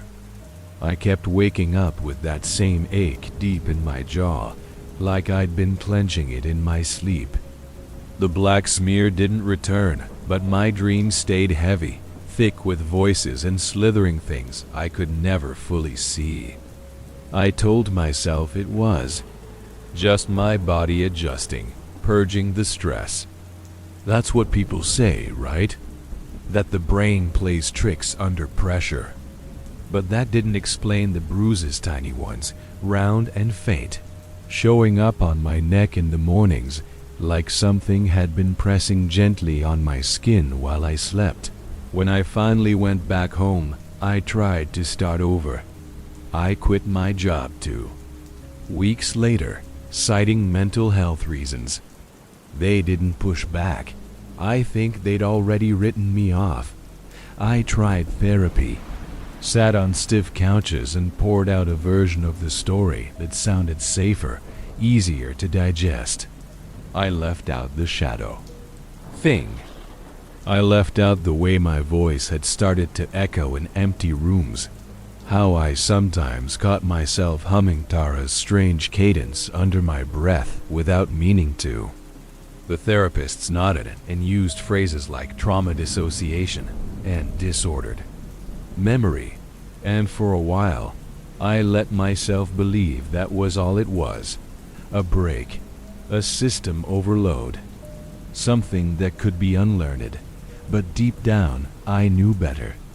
You don't unfeel something crawling out of your throat. That kind of memory settles in your bones.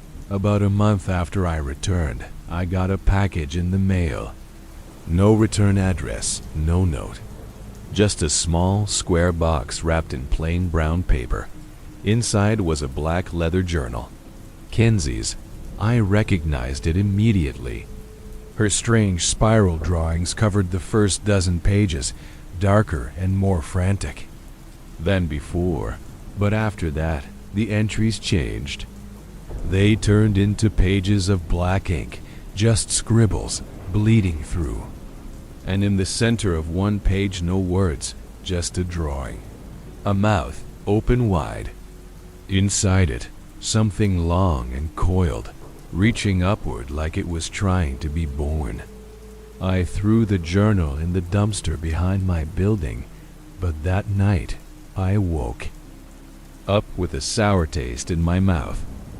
I could have sworn I heard something moving under the bed, not scratching, not footsteps, just a soft, slow slither. I started hearing from people again, slowly, the way you do after a disappearance. Old friends texted to check in.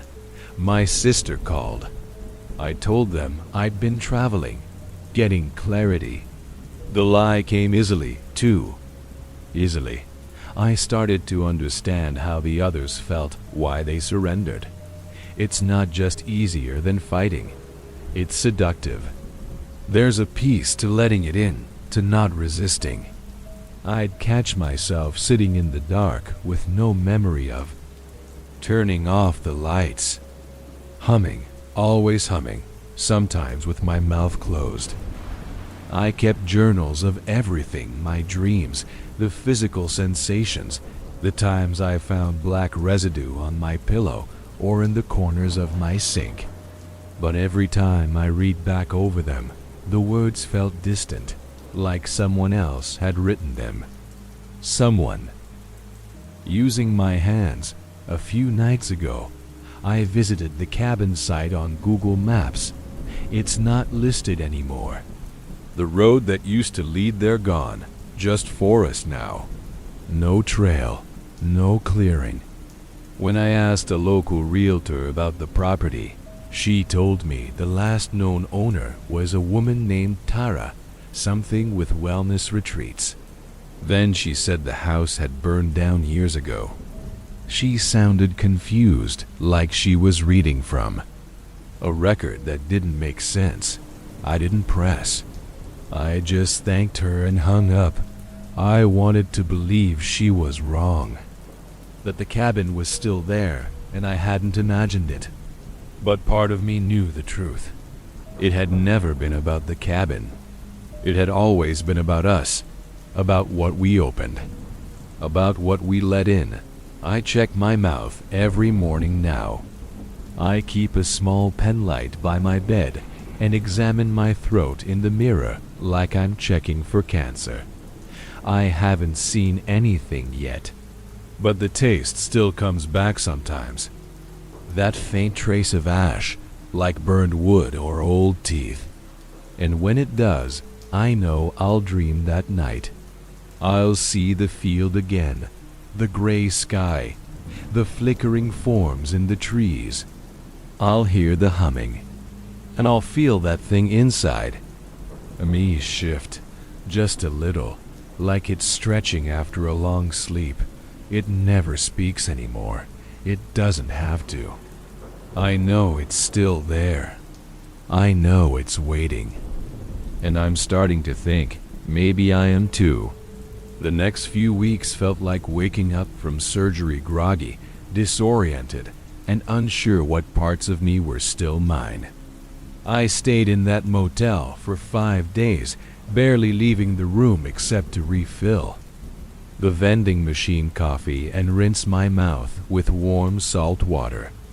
I kept waking up with that same ache deep in my jaw, like I'd been clenching it in my sleep. The black smear didn't return, but my dreams stayed heavy, thick with voices and slithering things I could never fully see. I told myself it was just my body adjusting, purging the stress. That's what people say, right? That the brain plays tricks under pressure. But that didn't explain the bruises, tiny ones, round and faint, showing up on my neck in the mornings, like something had been pressing gently on my skin while I slept. When I finally went back home, I tried to start over. I quit my job too. Weeks later, citing mental health reasons. They didn't push back. I think they'd already written me off. I tried therapy, sat on stiff couches and poured out a version of the story that sounded safer, easier to digest. I left out the shadow thing. I left out the way my voice had started to echo in empty rooms, how I sometimes caught myself humming Tara's strange cadence under my breath without meaning to.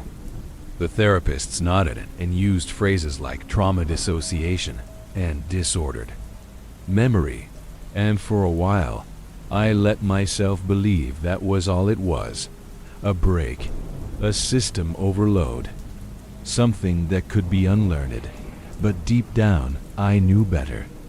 You don't unfeel something crawling out of your throat. That kind of memory settles in your bones. About a month after I returned, I got a package in the mail. No return address, no note. Just a small, square box wrapped in plain brown paper. Inside was a black leather journal. Kenzie's. I recognized it immediately. Her strange spiral drawings covered the first dozen pages, darker and more frantic than before. But after that, the entries changed. They turned into pages of black ink, just scribbles, bleeding through. And in the center of one page, no words, just a drawing. A mouth, open wide. Inside it, something long and coiled, reaching upward like it was trying to be born. I threw the journal in the dumpster behind my building, but that night I woke up with a sour taste in my mouth. I could have sworn I heard something moving under the bed. Not scratching, not footsteps, just a soft, slow slither. I started hearing from people again, slowly, the way you do after a disappearance. Old friends texted to check in. My sister called. I told them I'd been traveling, getting clarity.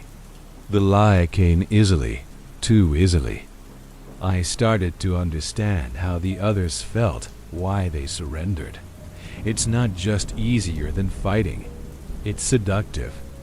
There's a piece to letting it in, to not resisting. I'd catch myself sitting in the dark with no memory of turning.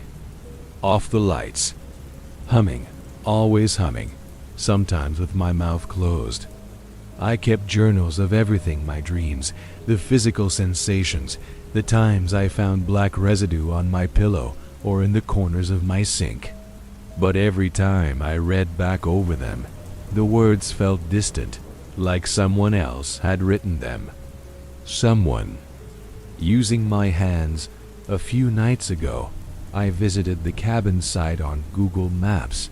It's not listed anymore. The road that used to lead there gone, just forest now. No trail, no clearing.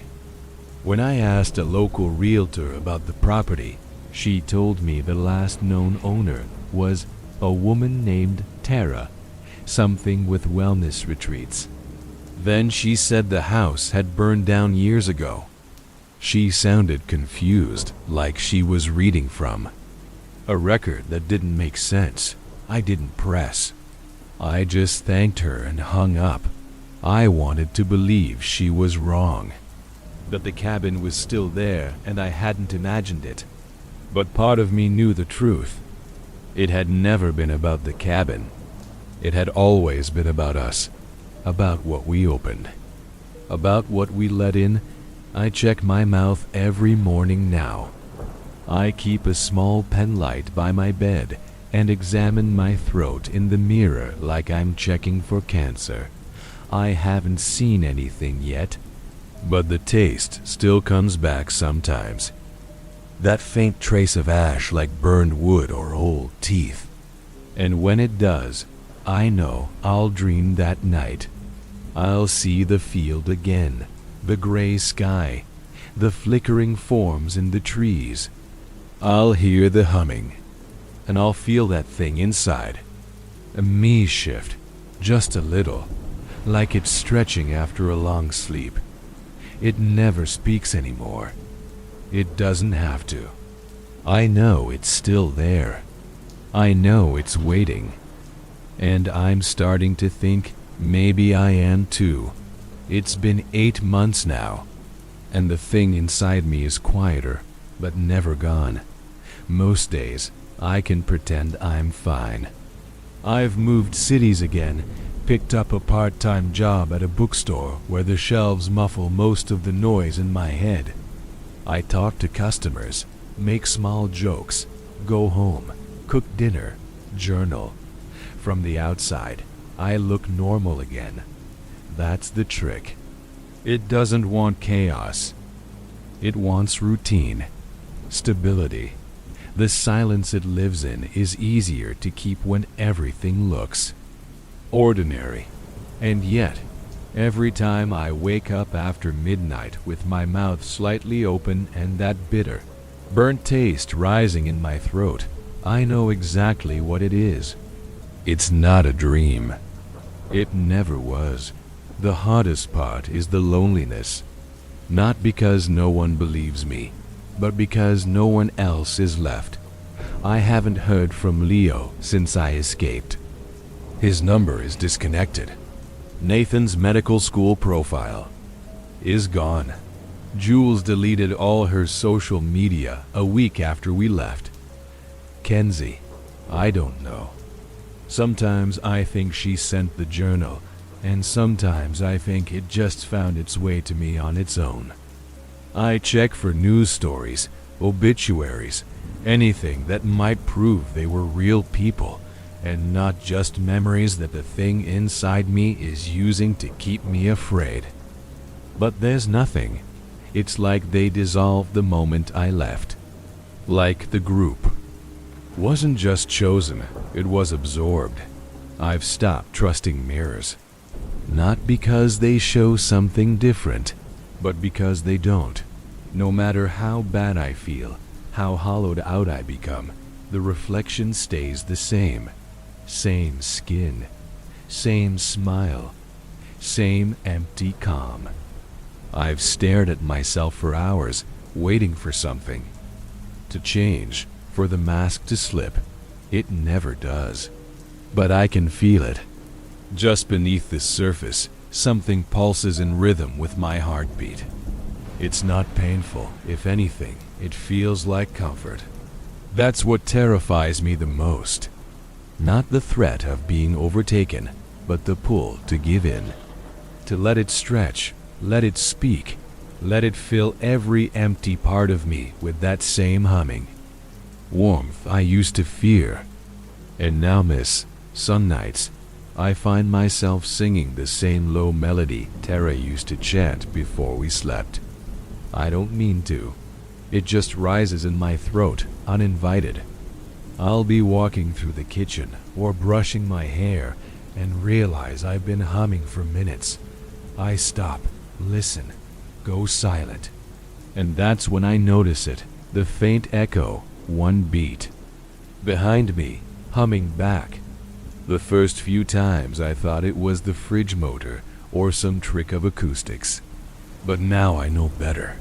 The sound always matches mine, even when I change rhythm. It waits for me, it listens. And sometimes when I pause, it keeps going for a second too long. Last night, I found something new. I'd fallen asleep on the couch with the TV on, some rerun playing low. Around 3:30 a.m., I woke up needing water and went to the kitchen. That's when I saw it. The mirror above the sink had fogged up slightly, though the house wasn't cold. And on the glass there was a single word, faint but unmistakable, drawn in a shaky fingertip smear. Open. I didn't move, didn't breathe. Just stared at it until the heat of my body cleared the mark away. I wiped the mirror clean and went back to the couch, lights on, mouth clamped shut. I didn't sleep again. I don't think I will for a while. People always assume the scariest part of sleep paralysis is not being able to move. But that's wrong.